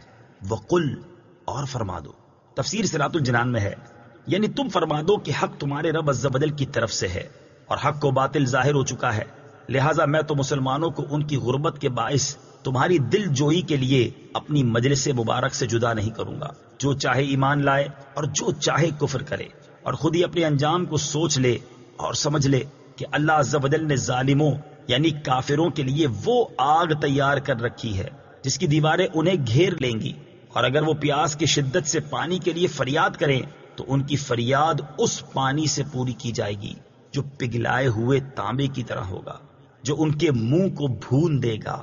کیا ہی برا پینا ہے، اور دوزخ کیا ہی بری ٹھہرنے کی جگہ ہے۔ اللہ عز و جل کی پناہ۔ حضرت عبداللہ ابن عباس رضی اللہ تعالی عنہما نے فرمایا، وہ روغن زیتون کی تلچھٹ کی طرح گاڑھا پانی ہے، اور ترمذی کی حدیث میں ہے کہ جب وہ منہ کے قریب کیا جائے گا تو منہ کی کھال اس سے جل کر گر پڑے گی اور بعض مفسرین کا قول ہے کہ وہ پگھلایا ہوا رانگ اور پیتل ہے۔ گناہگار مسلمانوں کے لیے نصیحت۔ اس آیت مبارکہ میں ہر اس مسلمان کے لیے بھی بڑی نصیحت ہے جو ظلم اور گناہ کرنے میں مصروف ہے۔ اسے اپنے گناہوں پر ندامت و شرمندگی کا اظہار کرتے ہوئے توبہ و استغفار کرنا اور نیک اعمال میں مصروف ہو جانا چاہیے، ورنہ یاد رکھے کہ مرنے کے بعد کا سفر انتہائی طویل ہے۔ جہنم کی گرمی بڑی شدید ہے، اہل جہنم کا پانی پگھلے ہوئے تانبے کی طرح اور جہنمیوں کی پیپ ہے، اور جہنم کی قید بہت سخت ہے۔ جہنم کے سب سے کم عذاب کے بارے میں حضرت ابو سعید خدری رضی اللہ تعالی عنہ سے روایت ہے، حضور اقدس صلی اللہ تعالی علیہ وآلہ وسلم نے ارشاد فرمایا، جہنم میں سب سے کم عذاب جس شخص کو ہوگا اسے آگ کی 2 جوتیاں پہنائی جائیں گی جن کی گرمی کی وجہ سے اس کا دماغ کھول رہا ہوگا۔ اور حضرت نعمان بن بشیر رضی اللہ تعالیٰ عنہ سے روایت ہے، رسول اللہ صلی اللہ تعالی علیہ وآلہ وسلم نے ارشاد فرمایا، اہل جہنم میں سب سے کم عذاب اس شخص کو ہوگا جسے آگ کی 2 جوتیاں تسموں سمیت پہنائی جائیں گی، جس کی وجہ سے اس کا دماغ ایسے کھول رہا ہوگا جیسے پتیلی میں پانی جوش سے کھولتا ہے۔ وہ سمجھ رہا ہوگا کہ سب سے زیادہ عذاب مجھے دیا گیا ہے، حالانکہ اسے سب سے کم عذاب دیا گیا ہوگا۔ جب سب سے کم عذاب والے کا یہ حال ہوگا تو اس شخص کا حال کیا ہوگا جسے اس سے زیادہ عذاب دیا جا رہا ہوگا۔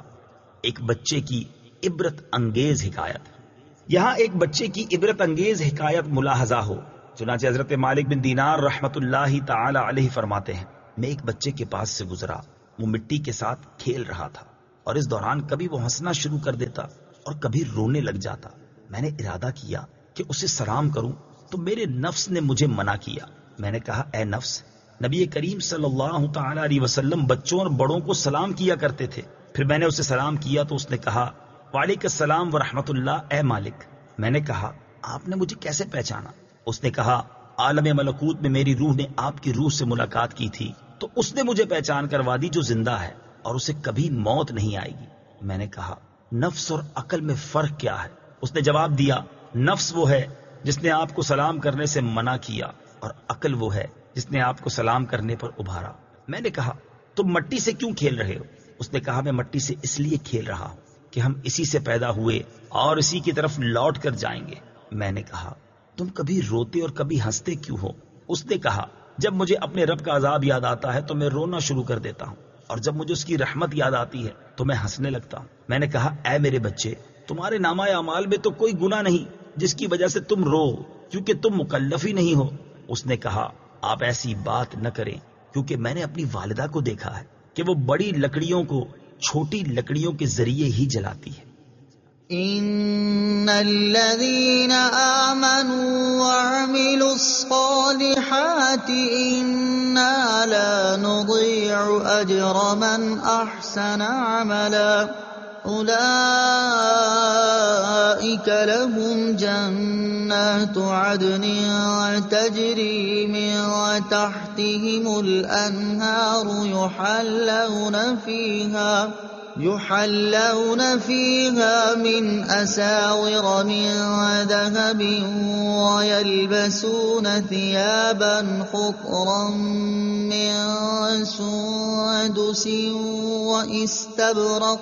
واستبرق متكئين فيها على الأرائك نعم الثواب وحسنت مرتفقا۔ ترجمہ، بے شک جو لوگ ایمان لائے اور نیک اعمال کیے، ہم ان کا اجر ضائع نہیں کرتے جو اچھے عمل کرنے والے ہوں۔ ان کے لیے ہمیشگی کے باغات ہیں، ان کے نیچے نہریں بہتی ہیں، انہیں ان باغوں میں سونے کے کنگن پہنائے جائیں گے اور وہ سبز رنگ کے باریک اور موٹے ریشم کے کپڑے پہنیں گے، وہاں تختوں پر تکیے لگائے ہوئے ہوں گے۔ یہ کیا ہی اچھا ثواب ہے اور جنت کی کیا ہی اچھی آرام کی جگہ ہے۔ جنات عدن، ہمیشگی کے باغات۔ تفسیر صراط الجنان میں ہے، ارشاد فرمایا کہ ہم نیکوں کا اجر ضائع نہیں کرتے بلکہ انہیں ان کی نیکیوں کی جزا دیتے ہیں، اور ان کا اجر جنات عدن یعنی ہمیشہ بسنے کے باغات ہیں کہ نہ وہاں سے نکالے جائیں اور نہ کسی کو موت آئے۔ پھر مزید یہ کہ ہر جنتی کو سونے اور چاندی اور موتیوں کے کنگن پہنائے جائیں گے، جیسا کہ دیگر آیات میں ہے۔ صحیح حدیث میں ہے کہ وضو کا پانی جہاں جہاں پہنچتا ہے وہ تمام اعضاء جنتی زیورات سے آراستہ کیے جائیں گے۔ مزید فرمایا کہ وہ انتہائی خوبصورت قسم کے ریشمی لباس پہنے ہوں گے، کوئی باریک ہوگا اور کوئی موٹا ریشم، اور وہ جنت میں تختوں پر تکیے لگائے ہوئے ہوں گے اور شاہانہ شان و شکو کے ساتھ ہوں گے۔ ریشمی لباس اور سونے چاندی کا زیور دنیا میں صرف عورتوں کے لیے حلال ہے۔ یاد رہے کہ ریشمی لباس اور سونے چاندی کے کنگن جنتی لباس ہیں، دنیا میں عورتوں کے لیے حلال اور مردوں کے لیے حرام ہیں۔ اس بارے میں بکثرت احادیث مبارکہ ہیں، ان میں سے 4 احادیث پیش کرتا ہوں۔ نمبر 1، حضرت ابو موسیٰ اشعری رضی اللہ تعالی عنہ سے روایت ہے، رسول اکرم صلی اللہ تعالی علیہ وآلہ وسلم نے ارشاد فرمایا، سونا اور ریشم میری امت کی عورتوں کے لیے حلال ہے اور مردوں پر حرام۔ نمبر 2، حضرت انس رضی اللہ تعالی عنہ سے روایت ہے، نبی کریم صلی اللہ تعالی علیہ وآلہ وسلم نے ارشاد فرمایا، جو دنیا میں ریشم پہنے گا وہ آخرت میں نہیں پہنے گا۔ نمبر 3، حضرت عمر فاروق رضی اللہ تعالی عنہ سے روایت ہے، حضور اقدس صلی اللہ تعالی علیہ وآلہ وسلم نے ریشم پہننے کی ممانعت فرمائی مگر اتنا، اور رسول اللہ صلی اللہ تعالی علیہ وآلہ وسلم نے 2 انگلیاں بیچ والی اور کلمے کی انگلیوں کو ملا کر اشارہ کیا۔ صحیح مسلم کی ایک روایت میں ہے کہ حضرت عمر فاروق رضی اللہ تعالیٰ عنہ نے خطبے میں فرمایا، رسول اللہ صلی اللہ تعالی علیہ وآلہ وسلم نے ریشم کی ممانعت فرمائی ہے مگر 2 یا 3 یا 4 انگلیوں کے برابر، یعنی کسی کپڑے میں اتنی چوڑی ریشم کی گوٹھ لگائی جا سکتی ہے۔ ریشم کے لباس سے متعلق چند مسائل۔ یہاں ریشم کے لباس سے متعلق چند شرعی مسائل ملاحظہ ہوں۔ نمبر 1، ریشم کے کپڑے مرد کے لیے حرام ہیں، بدن اور کپڑوں کے درمیان کوئی دوسرا کپڑا حائل ہو یا نہ ہو، دونوں صورتوں میں حرام ہے، اور جنگ کے موقع پر بھی خالص ریشم کے کپڑے حرام ہیں۔ ہاں اگر تانا یعنی لمبائی کے رخ سوت ہو اور بانا یعنی چوڑائی کے رخ ریشم تو لڑائی کے موقع پر پہننا جائز ہے، اور اگر تانا ریشم ہو اور بانا سوت ہو تو ہر شخص کے لیے ہر موقع پر جائز ہے۔ مجاہد اور غیر مجاہد دونوں پہن سکتے ہیں۔ لڑائی کے موقع پر ایسا کپڑا پہننا جس کا بانا ریشم ہو اس وقت جائز ہے جبکہ کپڑا موٹا ہو، اور اگر باریک ہو تو ناجائز ہے کہ اس کا جو فائدہ تھا اس صورت میں حاصل نہ ہوگا۔ نمبر 2، عورتوں کو ریشم پہننا جائز ہے اگرچہ خالص ریشم ہو اور اس میں سوت کی بالکل آمیزش نہ ہو۔ نمبر 3، مردوں کے کپڑوں میں ریشم کی گوٹھ 4 انگل تک جائز ہے، اس سے زیادہ ناجائز، یعنی اس کی چوڑائی 4 انگل تک ہو، لمبائی کا شمار نہیں۔ اسی طرح اگر کپڑے کا کنارہ ریشم سے بنا ہو، جیسا کہ بعض عمامے یا چادروں یا تہبند کے کنارے اس طرح کے ہوتے ہیں، اس کا بھی یہی حکم ہے کہ اگر 4 انگل تک کا کنارہ ہو تو جائز ہے ورنہ ناجائز۔ نمبر 4، ریشم کا لحاف اوڑھنا ناجائز ہے کہ یہ بھی پہننے میں داخل ہے۔ ریشم کے پردے دروازوں پر لٹکانا مکروہ ہے۔ نوٹ: مزید مسائل کی معلومات کے لیے باہر شریعت حصہ 16 سے لباس کا بیان مطالعہ فرمائیں۔ واضرب لهم مثل الرجلين جعلنا لأحدهما جنتين من أعناب وحففناهما بنخل وجعلنا بينهما زرعا۔ ترجمہ: اور ان کے سامنے 2 آدمیوں کا حال بیان کرو کہ ان میں سے ایک آدمی کے لیے ہم نے انگوروں کے 2 باغ بنائے اور ان دونوں باغوں کو کھجوروں سے ڈھانپ دیا اور ان کے درمیان میں کھیتی بھی بنا دی۔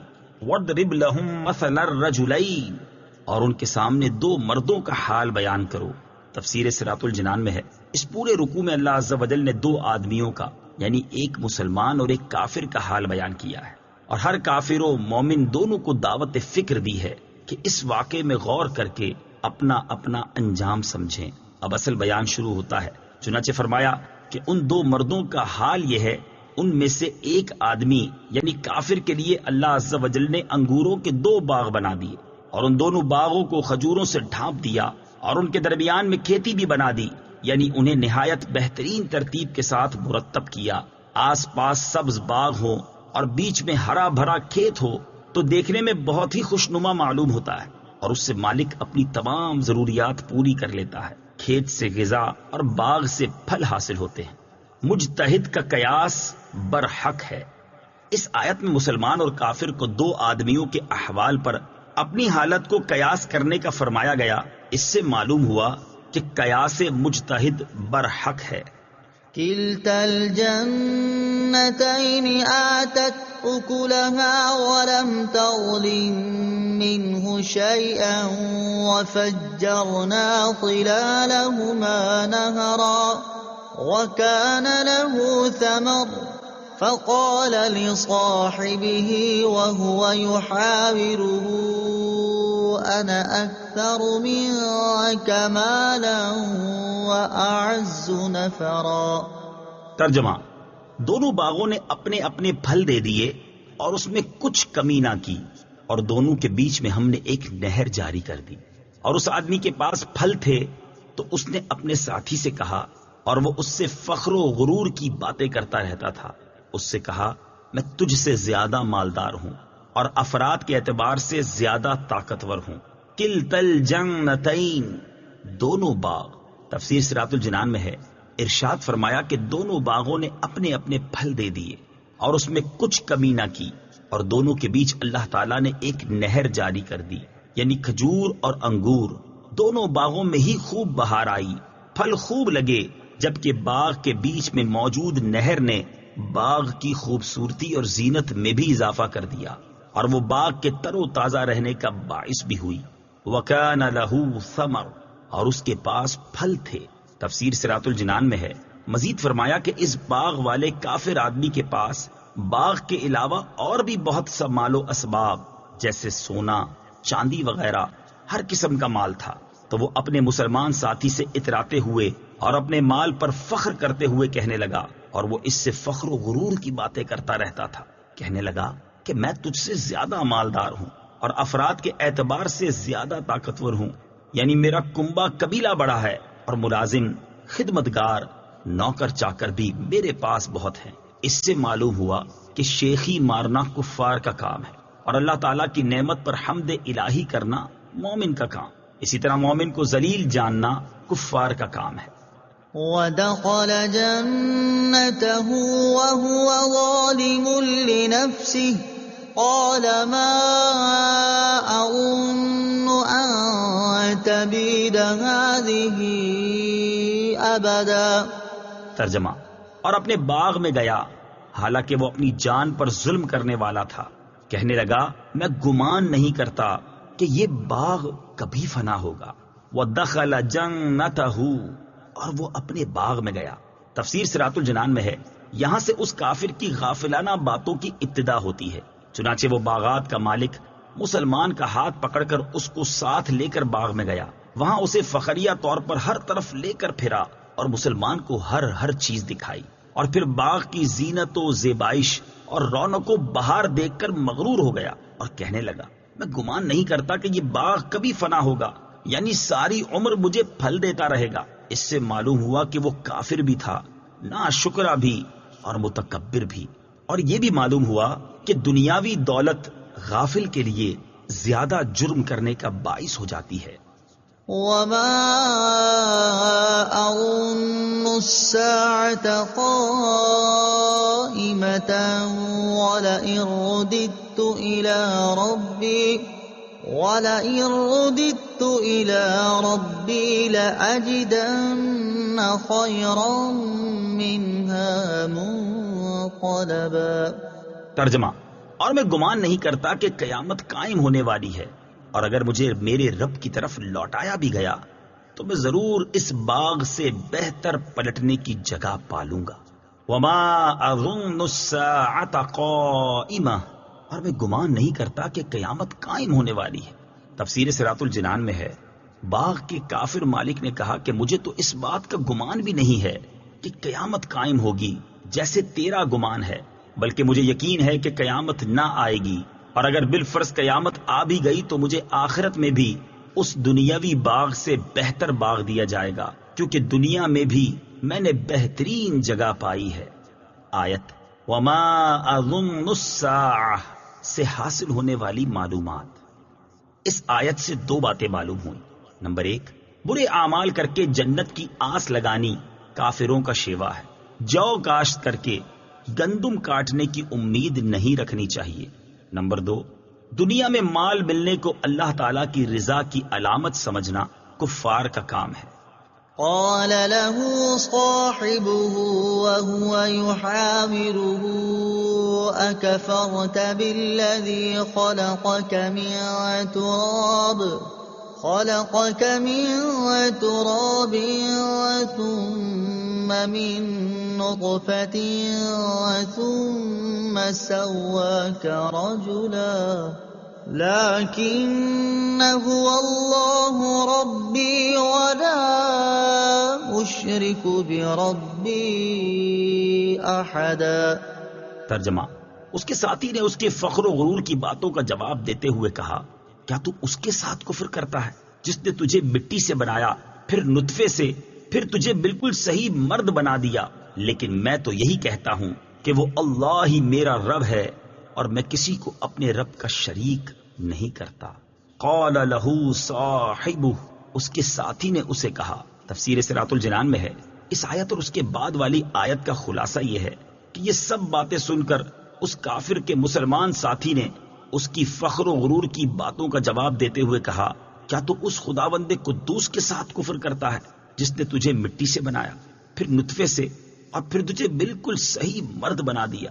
یعنی اس نے تجھے عقل و بلوغ، قوت و طاقت عطا کی اور تو سب کچھ پا کر کافر ہو گیا، لہٰذا تو اس کو مان یا نہ مان، لیکن میں تو یہی کہتا ہوں کہ وہ اللہ عز و جل ہی میرا رب ہے اور میں کسی کو اپنے رب عز و جل کا شریک نہیں کرتا۔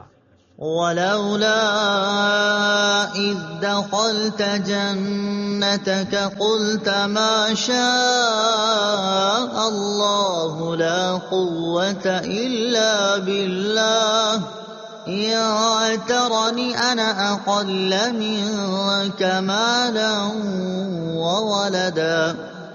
ترجمہ، اور ایسا کیوں نہ ہوا کہ جب تو اپنے باغ میں گیا تو کہتا، یہ سب وہ ہے جو اللہ نے چاہا، ساری قوت اللہ کی مدد سے ہی ہے، اگر تو مجھے اپنے مقابلے میں مال اور اولاد میں کم دیکھ رہا ہے۔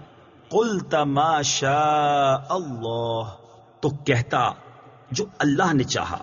تفسیر صراط الجنان میں ہے، مسلمان نے اس کافر کو سمجھاتے ہوئے کہا کہ ایسا کیوں نہ ہوا کہ تو اس سارے باغ اور اسباب پر اللہ عز و جل کی قدرت و نعمت کا معترف ہوتا، اور اگر تو باغ دیکھ کر ما شاء اللہ کہتا اور اعتراف کرتا کہ یہ باغ اور اس کے تمام محاصل و منافع اللہ تعالیٰ کی مشیت اور اس کے فضل و کرم سے ہیں اور سب کچھ اس کے اختیار میں ہے، چاہے اس کو آباد رکھے اور چاہے ویران کرے، ایسا کہتا تو یہ تیرے حق میں بہتر ہوتا۔ اگر تو مجھے اپنے مقابلے میں مال اور اولاد میں کم سمجھ رہا تھا اور اس وجہ سے تکبر میں مبتلا تھا اور اپنے آپ کو بڑا سمجھتا تھا تو نے ایسا کیوں نہیں کہا جو اوپر بیان ہوا۔ مسلمان اور کافر کا فرق۔ یہاں سے مسلمان اور کافر کا فرق واضح ہوا کہ کافر اپنے مال و دولت اور کامیابی کو اپنی کوششوں کا نتیجہ سمجھتا ہے، جبکہ مسلمان اپنی ہر کامیابی کو اللہ عز و جل کے فضل و کرم کی طرف منسوب کرتا ہے، اور یہی توکل ہے کہ اسباب تو اختیار کیے جائیں لیکن نتیجہ اور ثمرے کی توقع اللہ عز و جل سے کی جائے اور مؤثر حقیقی اسی کی ذات کو سمجھا جائے۔ آفات سے بچنے کا وظیفہ۔ حضرت انس رضی اللہ تعالی عنہ سے روایت ہے، نبی اکرم صلی اللہ تعالی علیہ وآلہ وسلم نے ارشاد فرمایا، جو شخص کوئی پسندیدہ چیز دیکھ کر ما شاء اللہ لا قوت الا باللہ کہے تو اسے نگاہ نقصان نہیں پہنچائے گی۔ حضرت عقبہ بن عامر رضی اللہ تعالی عنہ سے روایت ہے، حضور پر نور صلی اللہ تعالی علیہ وآلہ وسلم نے ارشاد فرمایا، اللہ تعالیٰ کسی بندے کو کوئی نعمت عطا کرے اور وہ چاہے کہ نعمت باقی رہے تو وہ کثرت سے لا حول ولا قوت الا باللہ کہے۔ پھر حضور پر نور صلی اللہ تعالی علیہ وسلم نے یہ آیت تلاوت فرمائی، وَلَوْلَا إِذْ دَخَلْتَ جَنَّتَكَ قُلْتَ مَا شَاءَ اللَّهُ لَا قُوَّةَ إِلَّا بِاللَّهِ فَعَسَى رَبِّي أَن يُؤْتِيَنِ خَيْرًا مِّن جَنَّتِكَ وَيُرْسِلَ عَلَيْهَا حُسْبَانًا مِّنَ السَّمَاءِ ويرسل عليها حسبانا من السماء فتصبح صعيدا زلقا أو يصبح ماؤها غورا فلن تستطيع له طلبا. ترجمہ: تو قریب ہے کہ میرا رب مجھے تیرے باغ سے بہتر عطا فرما دے اور تیرے باغ پر آسمان سے بجلیاں گرا دے تو وہ چٹیل میدان ہو کر رہ جائے، یا اس باغ کا پانی زمین میں دھس جائے، پھر تو اسے ہرگز تلاش نہ کر سکے. فعسا، تو قریب ہے. اس آیت اور اس کے بعد والی آیت کا خلاصہ یہ ہے کہ مسلمان نے مزید کہا کہ قریب ہے، یعنی ایسا بھی ہو سکتا ہے کہ میرا رب عز و جل مجھے تیرے باغ سے بہتر عطا فرما دے اور تیرے باغ پر آسمان سے بجلیاں گرا دے تو وہ چٹیل میدان ہو کر رہ جائے کہ اس میں سبزے کا نام و نشان باقی نہ رہے، اور اپنی زندگی ہی میں تو اس باغ کو برباد ہوتا ہوا دیکھے اور کف افسوس ملتا رہ جائے، یا اس باغ کا پانی زمین میں دھس جائے اور نیچے چلا جائے کہ کسی طرح نکالا نہ جا سکے. چنانچہ ایسا ہی ہوا کہ عذاب آ گیا، اور اگلی آیات میں اسی کا بیان ہے. وَأُحِيطَ بِثَمَرِهِ فَأَصْبَحَ يُقَلِّبُ كَفَّيْهِ عَلَى مَا أَنفَقَ فِيهَا وَهِيَ خَاوِيَةٌ عَلَى عُرُوشِهَا وَيَقُولُ يَا لَيْتَنِي لَمْ أُشْرِكْ بِرَبِّي أَحَدًا وَلَمْ تَكُنْ لَهُ فِئَةٌ يَنصُرُونَهُ مِنْ دُونِ اللَّهِ وَمَا كَانَ مُنتَصِرًا. هُنَالِكَ الْوَلَايَةُ لِلَّهِ الْحَقِّ هُوَ خَيْرٌ ثَوَابًا وَخَيْرٌ عُقْبًا. ترجمہ: اور اس کے پھل گھیر لیے گئے تو وہ ان اخراجات پر اپنے ہاتھ ملتا رہ گیا جو اس باغ میں خرچ کیے تھے، اور وہ باغ اپنی چھتوں کے بل اوندھے منہ گرا ہوا تھا، اور وہ مالک کہہ رہا ہے اے کاش میں نے اپنے رب کے ساتھ کسی کو شریک نہ کیا ہوتا، اور اس کے پاس کوئی جماعت نہ تھی جو اللہ کے سامنے اس کی مدد کرتی، اور نہ ہی وہ خود بدلہ لینے کے قابل تھا. یہاں پتہ چلتا ہے کہ تمام اختیار سچے اللہ کا ہے، اور وہ سب سے بہتر ثواب دینے والا اور سب سے اچھا انجام عطا فرمانے والا ہے. وَأُحِيطَ بِثَمَرِهِ، اور اس کے پھل گھیر لیے گئے. تفسیر صراط الجنان میں ہے، ارشاد فرمایا کہ اس کافر کے باغ پر عذاب آ گیا، اور باغ کے ساتھ ساتھ اس کے دیگر ہر طرح کے مال و اسباب پھل ہلاکت میں گھیر لیے گئے، اور باغ بالکل ویران ہو گیا. تو وہ حسرت کے ساتھ ان اخراجات پر اپنے ہاتھ ملتا رہ گیا جو اس نے باغ کی دیکھ بھال میں خرچ کیے تھے، اور وہ باغ اپنی چھتوں کے بل اوندھے منہ گر گیا. پھر اس حال کو پہنچ کر اسے مومن کی نصیحت یاد آئی، اور وہ سمجھا کہ یہ اس کے کفر و سرکشی کا نتیجہ ہے، اور اس وقت وہ کہنے لگا کہ اے کاش میں نے اپنے رب عز و جل کے ساتھ کسی کو شریک نہ کیا ہوتا. ہنالک، یہاں پتہ چلتا ہے. تفسیر صراط الجنان میں ہے، آیت کے آخر میں اس واقعے کا سبق بیان فرمایا ہے کہ یہاں پتہ چلتا ہے، اور ایسے حالات میں معلوم ہوتا ہے کہ تمام اختیارات اللہ عز و جل کے دست قدرت میں ہیں. وہی چاہے تو پھلوں سے لدے ہوئے باغات عطا فرما دے، اور وہ چاہے تو ایک لمحے میں سب کچھ تہس نہس کر دے. وَاضْرِبْ لَهُم مَّثَلَ الْحَيَاةِ الدُّنْيَا كَمَاءٍ أَنزَلْنَاهُ مِنَ السَّمَاءِ فَاخْتَلَطَ بِهِ نَبَاتُ الْأَرْضِ فَأَصْبَحَ هَشِيمًا وَتَذْرُوهُ الرِّيَاحُ وَكَانَ اللَّهُ عَلَى كُلِّ شَيْءٍ مُقْتَدِرًا. ترجمہ: اور ان کے سامنے بیان کرو کہ دنیا کی زندگی کی مثال ایسی ہے جیسے ایک پانی ہو جسے ہم نے آسمان سے اتارا تو اس کے سبب زمین کا سبزہ گھنا ہو کر نکلا، پھر وہ سوکھی گھاس بن گیا جسے ہوائیں اڑاتی پھرتی ہیں، اور اللہ ہر چیز پر قدرت رکھنے والا ہے. وَاضْرِبْ لَهُم مَّثَلَ الْحَيَاةِ الدُّنْيَا، اور ان کے سامنے دنیا کی زندگی کی مثال بیان کرو. تفسیر صراط الجنان میں ہے، اس رکوع میں دنیاوی زندگی کے قابل فنا ہونے اور قیامت کے حساب کتاب کے بارے میں سمجھایا گیا ہے۔ چنانچہ ارشاد فرمایا کہ اے حبیب صلی اللہ تعالی علیہ وآلہ وسلم، لوگوں کے سامنے دنیا کی حقیقت بیان کرو اور اس کے سمجھانے کے لیے اس مثال کا سہارا لو کہ دنیاوی زندگی کی مثال ایسی ہے جیسے زمین کی ہریالی اور سرسبزی و شادابی جو ہمارے نازل کیے ہوئے پانی کے سبب زمین سے نکلی ہو، اور اس پانی کی وجہ سے زمین پر وہ شادابی اور تازگی پھیل جائے، لیکن پھر کچھ ہی عرصے کے بعد وہ سبزہ فنا کے گھاٹ اتر جاتا ہے اور سوکھی ہوئی گھاس میں تبدیل ہو جاتا ہے، جسے ہوائیں ادھر سے ادھر اڑائے پھرتی ہیں اور اس کی کوئی قدر و قیمت باقی نہیں رہتی۔ فرمایا کہ دنیاوی زندگی کی مثال بھی ایسے ہی ہے کہ جس طرح سبزہ خوشنما ہونے کے بعد فنا ہو جاتا ہے اور اس کا نام و نشان باقی نہیں رہتا، یہی حالت دنیا کی بے اعتبار حیات کی ہے۔ اس پر مغرور و شیدا ہونا عقل مند کا کام نہیں، اور یہ سب فنا و بقا اللہ کی قدرت سے ہے۔ نوٹ: اس آیت میں بیان کی گئی مثال مزید تفصیل کے ساتھ سورہ یونس کی آیت نمبر 24 میں گزر چکی ہے۔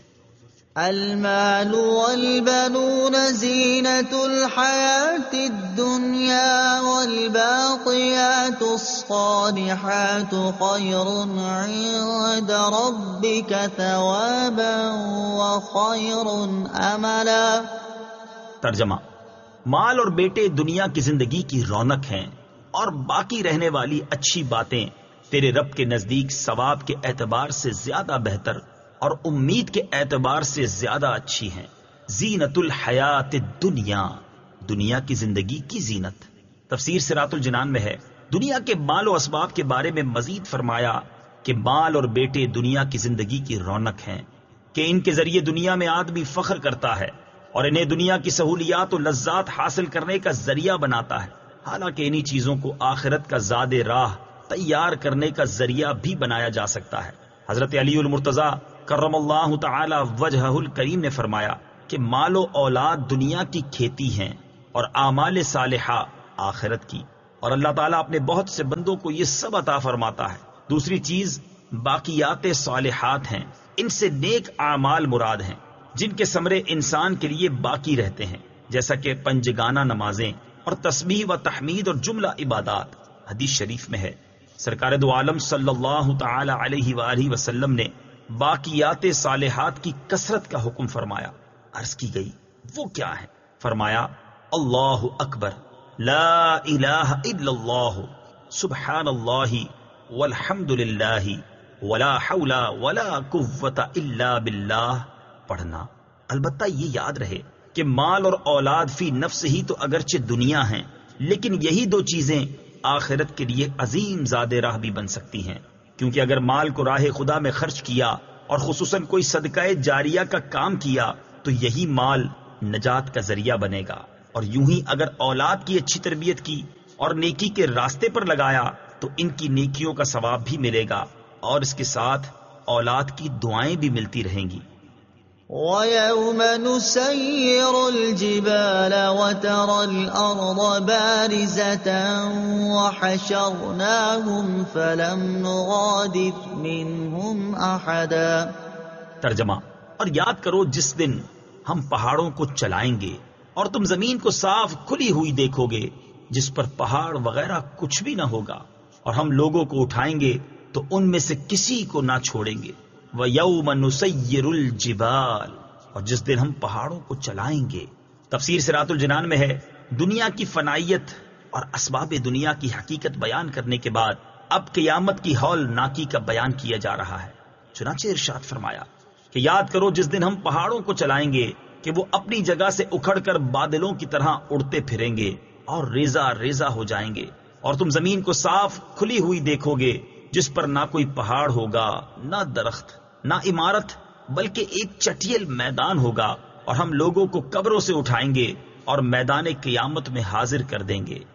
وَعُرِضُوا عَلَى رَبِّكَ صَفًّا لَقَدْ جِئْتُمُونَا كَمَا خَلَقْنَاكُمْ أَوَّلَ مَرَّةٍ بَلْ زَعَمْتُمْ أَن لَّن نَّجْعَلَ لَكُم موعدا۔ ترجمہ: اور سب تمہارے رب کی بارگاہ میں صفیں باندھے پیش کیے جائیں گے. بے شک تم ہمارے پاس ویسے ہی آئے جیسے ہم نے تمہیں پہلی بار پیدا کیا تھا، بلکہ تمہارا گمان تھا کہ ہم ہرگز تمہارے لیے کوئی وعدے کا وقت نہ رکھیں گے. وَعُرِضُوا عَلَىٰ رَبِّكَ، اور سب تمہارے رب کی بارگاہ میں پیش ہوں گے. تفسیر صراط الجنان میں ہے، یہاں قیامت واقع ہونے کے بعد کی منظر کشی کی گئی ہے کہ سب اللہ عز و جل کی بارگاہ میں صفے باندھے پیش کیے جائیں گے. ہر امت کی جماعت کی قطاریں علیحدہ علیحدہ ہوں گی، اور اللہ تعالیٰ ان سے فرمائے گا بے شک تم ہمارے پاس ویسے ہی ننگے بدن، ننگے پاؤں، مال و زر سے خالی ہو کر آئے جیسے ہم نے تمہیں پہلی بار پیدا کیا تھا. اور پھر جو قیامت کے منکرین ہوں گے ان سے کہا جائے گا کہ تمہارا تو گمان یہ تھا کہ قیامت نہیں آئے گی اور تمہارے لیے حساب و کتاب کا کوئی وعدہ نہیں ہے، اور انبیاء کرام علیہ الصلوۃ والسلام نے جو تمہیں اس وعدے سے خبردار کیا تھا اسے تو تم نے تسلیم ہی نہیں کیا تھا. غافل مسلمانوں کے لیے نصیحت.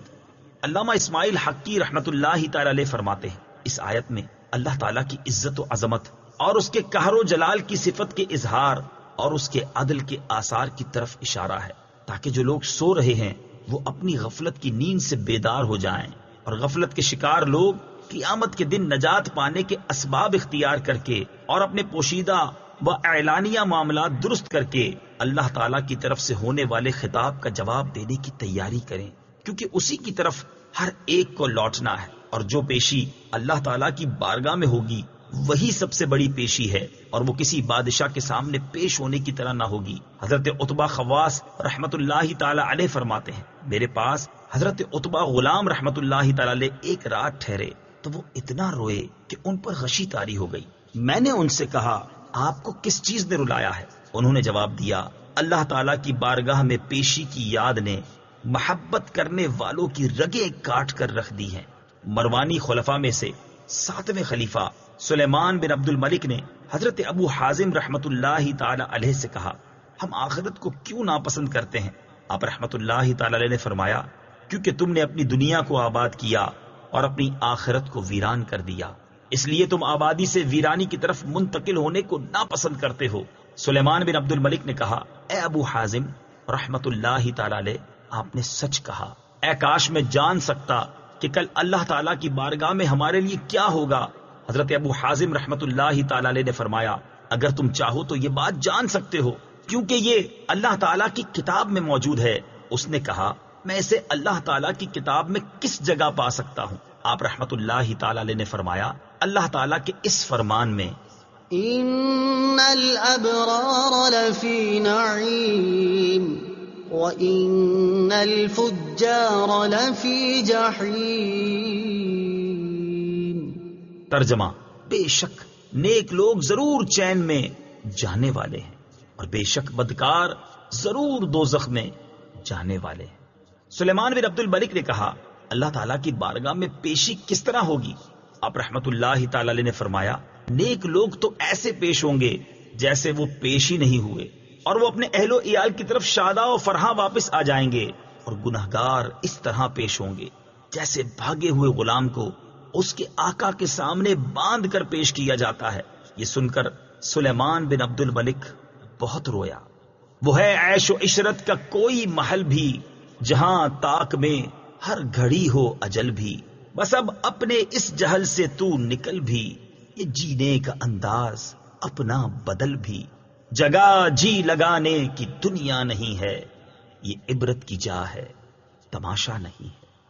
ووضع الكتاب فترى المجرمين مشفقين مما فيه ويقولون يا ويلتنا ما لهذا الكتاب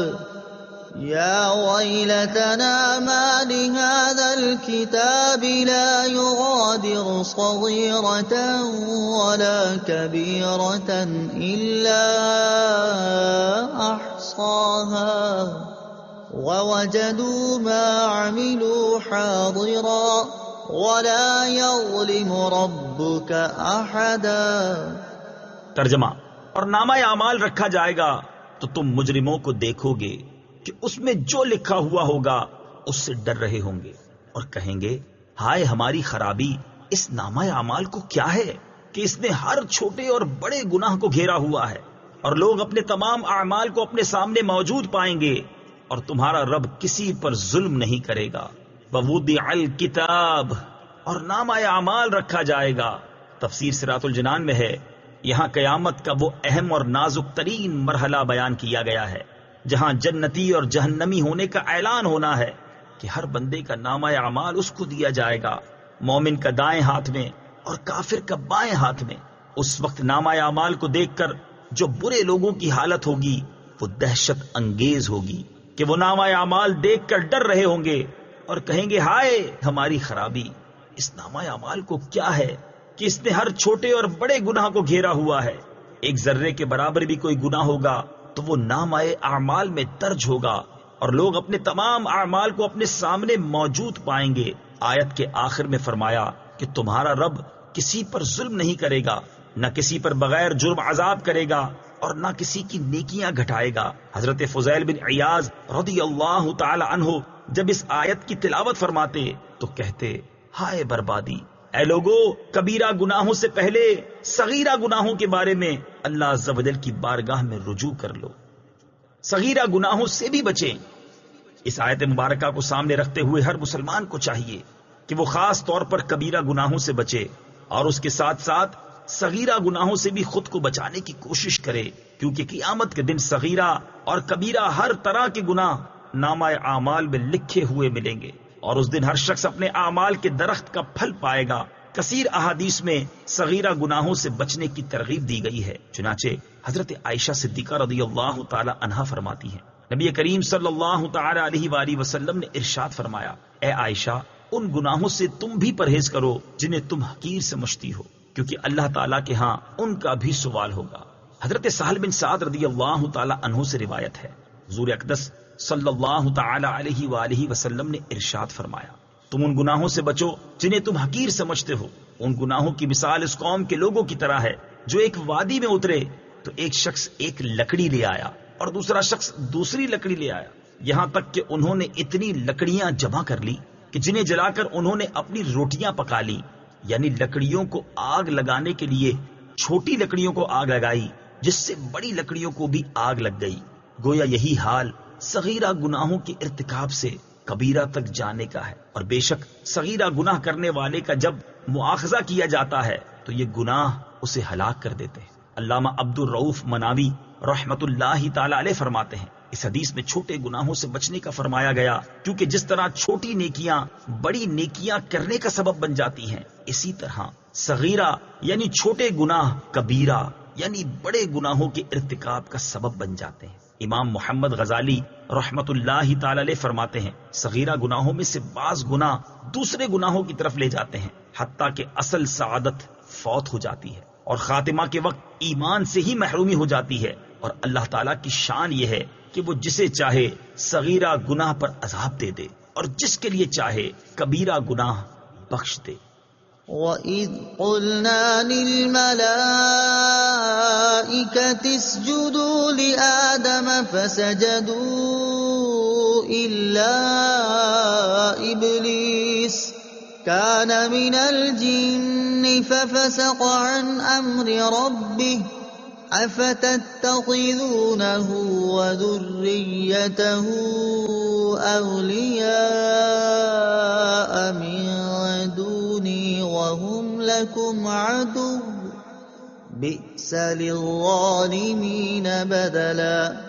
ترجمہ، اور یاد کرو جب ہم نے فرشتوں سے فرمایا آدم کو سجدہ کرو تو سب نے سجدہ کیا سوائے ابلیس کے، وہ جنوں میں سے تھا تو وہ اپنے رب کے حکم سے نکل گیا۔ تو اے لوگو کیا تم اسے اور اس کی اولاد کو میرے سوا دوست بناتے ہو، حالانکہ وہ تمہارے دشمن ہیں؟ ظالموں کے لیے کیا ہی برا بدلہ ہے۔ وَإِذْ قُلْنَا لِلْمَلَائِكَةِ اسْجُدُوا لِآدَمَ، اور یاد کرو جب ہم نے فرشتوں سے فرمایا آدم کو سجدہ کرو۔ تفسیر صراط الجنان میں ہے، اس پورے رکوع میں اللہ عز و جل نے شیطان کے ابتدائی کردار کا بیان کیا اور لوگوں کو سمجھایا کہ جس طرح وہ اللہ عز و جل کی نافرمانی کر کے مردود ہوا تم اس طرح نہ کرنا اور اس کی اطاعت و اتباع سے بچنا۔ اب آیت کا خلاصہ ملاحظہ ہو، ارشاد فرمایا یاد کرو جب ہم نے فرشتوں سے فرمایا کہ حضرت آدم علیہ الصلوۃ والسلام کی تعظیم کے طور پر انہیں سجدہ کرو، تو سب نے سجدہ کیا سوائے ابلیس کے جو جنوں کے گروہ سے تعلق رکھتا تھا، اور ابلیس نے حکم الہی کے باوجود حضرت آدم علیہ الصلوۃ والسلام کو سجدہ نہ کیا، بلکہ تکبر و حسد کا راستہ اختیار کیا اور اپنے رب عز و جل کے حکم سے نکل گیا۔ تو اے لوگو، کیا تم اسے اور اس کی اولاد کو میرے سوا دوست بناتے ہو اور ان کی اطاعت اختیار کرتے ہو، اور وہ یوں کہ بجائے میری بندگی کے ان کی بندگی میں مبتلا ہوتے ہو، حالانکہ وہ تمہارے دشمن ہیں، اور جب وہ تمہارے دشمن ہیں تو تمہیں تو ان سے ہوشیار اور دور رہنا چاہیے، نہ کہ تمہیں ان سے دوستی کرنی چاہیے۔ اور یاد رکھو کہ شیطان، اس کی اولاد اور شیطان کے فرما بردار سب ظالم ہیں، اور ظالموں کے لیے بہت برا بدلہ ہے۔ ما أشهدتهم خلق السماوات والأرض ولا خلق أنفسهم وما كنت متخذ المضلين عضدا۔ ترجمہ: نہ میں نے انہیں آسمانوں اور زمین کو بناتے وقت حاضر رکھا تھا، اور نہ خود ان کے بناتے وقت، اور نہ میں گمراہ کرنے والوں کو مددگار بنانے والا ہوں۔ ما اشہدتہم، میں نے انہیں حاضر نہ رکھا تھا۔ تفسیر صراط الجنان میں ہے، ارشاد فرمایا کہ شیطان، اس کی اولاد نیز جن بتوں یا چیزوں کو مشرکین اللہ عز و جل کا شریک ٹھہراتے ہیں، ان میں سے کسی کو نہ تو اللہ عز و جل نے آسمانوں اور زمین کو بناتے وقت حاضر رکھا تھا، اور نہ خود ان کے بناتے وقت حاضر رکھا تھا۔ مراد یہ ہے کہ اشیاء کے پیدا کرنے میں اللہ عز و جل کی ذات متفرد اور یگانہ ہے، نہ اس کا کوئی شریک عمل ہے، نہ کوئی مشیر کار، پھر اس کے سوا اور کسی کی عبادت کس طرح درست ہو سکتی ہے۔ وَيَوْمَ يَقُولُ نَادُوا شُرَكَائِيَ الَّذِينَ زَعَمْتُمْ فَدَعَوْهُمْ فَلَمْ يَسْتَجِيبُوا لَهُمْ وَجَعَلْنَا بَيْنَهُمْ مَوْبِقًا وَرَأَى الْمُجْرِمُونَ النَّارَ فَظَنُّوا أَنَّهُمْ مواقعوها ولم يجدوا عنها مصرفا۔ ترجمہ: اور یاد کرو جس دن اللہ فرمائے گا، میرے ان شریکوں کو پکارو جنہیں تم میرا شریک گمان کرتے تھے، تو وہ انہیں پکاریں گے تو وہ شریک انہیں جواب نہ دیں گے، اور ہم ان کے درمیان ایک ہلاکت کا میدان بنا دیں گے، اور مجرم دوزخ کو دیکھیں گے تو یقین کر لیں گے کہ وہ اس میں گرنے والے ہیں، اور اس سے پھرنے کی کوئی جگہ نہ پائیں گے۔ وَيَوْمَ، اور جس دن، تفسیر صراط الجنان میں ہے، ارشاد فرمایا کہ اور یاد کرو جس دن اللہ تعالیٰ کفار سے فرمائے گا، اب تم میرے ان شریکوں کو پکارو جنہیں تم میرا شریک سمجھتے تھے، تو وہ انہیں پکاریں گے، لیکن ان کے شریک انہیں جواب نہ دیں گے، اور ہم ان بتوں اور بت پرستوں کے درمیان اور اہل حق اور گمراہوں کے درمیان ایک ہلاکت کا میدان بنا دیں گے، جس میں وہ اہل باطل اور ان کے بت پڑے رہیں گے۔ موبک یا تو دوزخ کا ایک طبقہ ہے، یا اس سے مراد مطلقاً ہلاکت کی جگہ ہے۔ حضرت عبداللہ ابن عباس رضی اللہ تعالی عنہما نے فرمایا کہ موبک جہنم کی ایک وادی کا نام ہے۔ وَرَأَى الْمُجْرِمُونَ النَّارَ، اور مجرم دوزخ کو دیکھیں گے۔ تفسیر صراط الجنان میں ہے، یعنی جب مجرموں کو جہنم کی طرف چلایا جائے گا تو وہ جہنم کو دیکھ کر یقین کر لیں گے کہ اب وہ اس میں گرنے والے ہیں، اور اس سے پھرنے کی کوئی جگہ نہ پائیں گے، کیونکہ جہنم ہر طرف سے انہیں گھیر لے گی۔ وَلَقَدْ صَرَّفْنَا فِي هَذَا الْقُرْآنِ لِلنَّاسِ مِنْ كُلِّ مَثَلٍ وَكَانَ الْإِنسَانُ أَكْثَرَ شَيْءٍ جَدَلًا۔ ترجمہ: اور بے شک ہم نے لوگوں کے لیے اس قرآن میں ہر قسم کی مثال طرح طرح سے بیان فرمائی، اور انسان ہر چیز سے بڑھ کر جھگڑالو ہے۔ فی ھذا القرآن، اس قرآن میں، تفسیر صراط الجنان میں ہے، ارشاد فرمایا کہ ہم نے اس قرآن میں ہر قسم کی مثال مختلف انداز سے بیان فرمائی تاکہ لوگ انہیں سمجھیں اور نصیحت حاصل کریں، لیکن اکثریت کی حالت یہ ہے کہ وہ نصیحت قبول نہیں کرتے، بلکہ آگے سے فضول میں بحث مباحثہ کرنا شروع کر دیتے ہیں۔ آیت میں فرمایا کہ انسان ہر چیز سے بڑھ کر جھگڑالو ہے۔ یہ آیت اگرچہ بطور خاص نضر بن حارث نامی کافر یا ابی بن خلف کافر کے بارے میں نازل ہوئی، لیکن حقیقت یہ ہے کہ اس آیت میں تمام کفار داخل ہیں جو حق کو تسلیم کرنے کی بجائے آگے سے صرف بحث و مباحثہ ہی کرتے ہیں، اور اس آیت کے عموم میں تمام لوگ ہی داخل ہیں، کیونکہ یہ انسان کی عمومی عادت ہے کہ وہ فوراً بات کو تسلیم نہیں کرتا، اگرچہ وہ حق بات ہی کیوں نہ ہو، بلکہ بحث و مباحثہ کرتا ہے۔ وما منع الناس أن يؤمنوا إذ جاءهم الهدى ويستغفروا ربهم إلا أن تأتيهم سنة الأولين أو يأتيهم العذاب قبلا۔ ترجمہ: اور جب لوگوں کے پاس ہدایت آ گئی تو انہیں ایمان لانے اور اپنے رب سے مغفرت مانگنے سے کس چیز نے روکا سوائے اس کے کہ ان پر بھی پہلے لوگوں کا طریقہ آ جائے یا ان پر بہت سی قسموں کا عذاب آ جائے۔ اذ جاء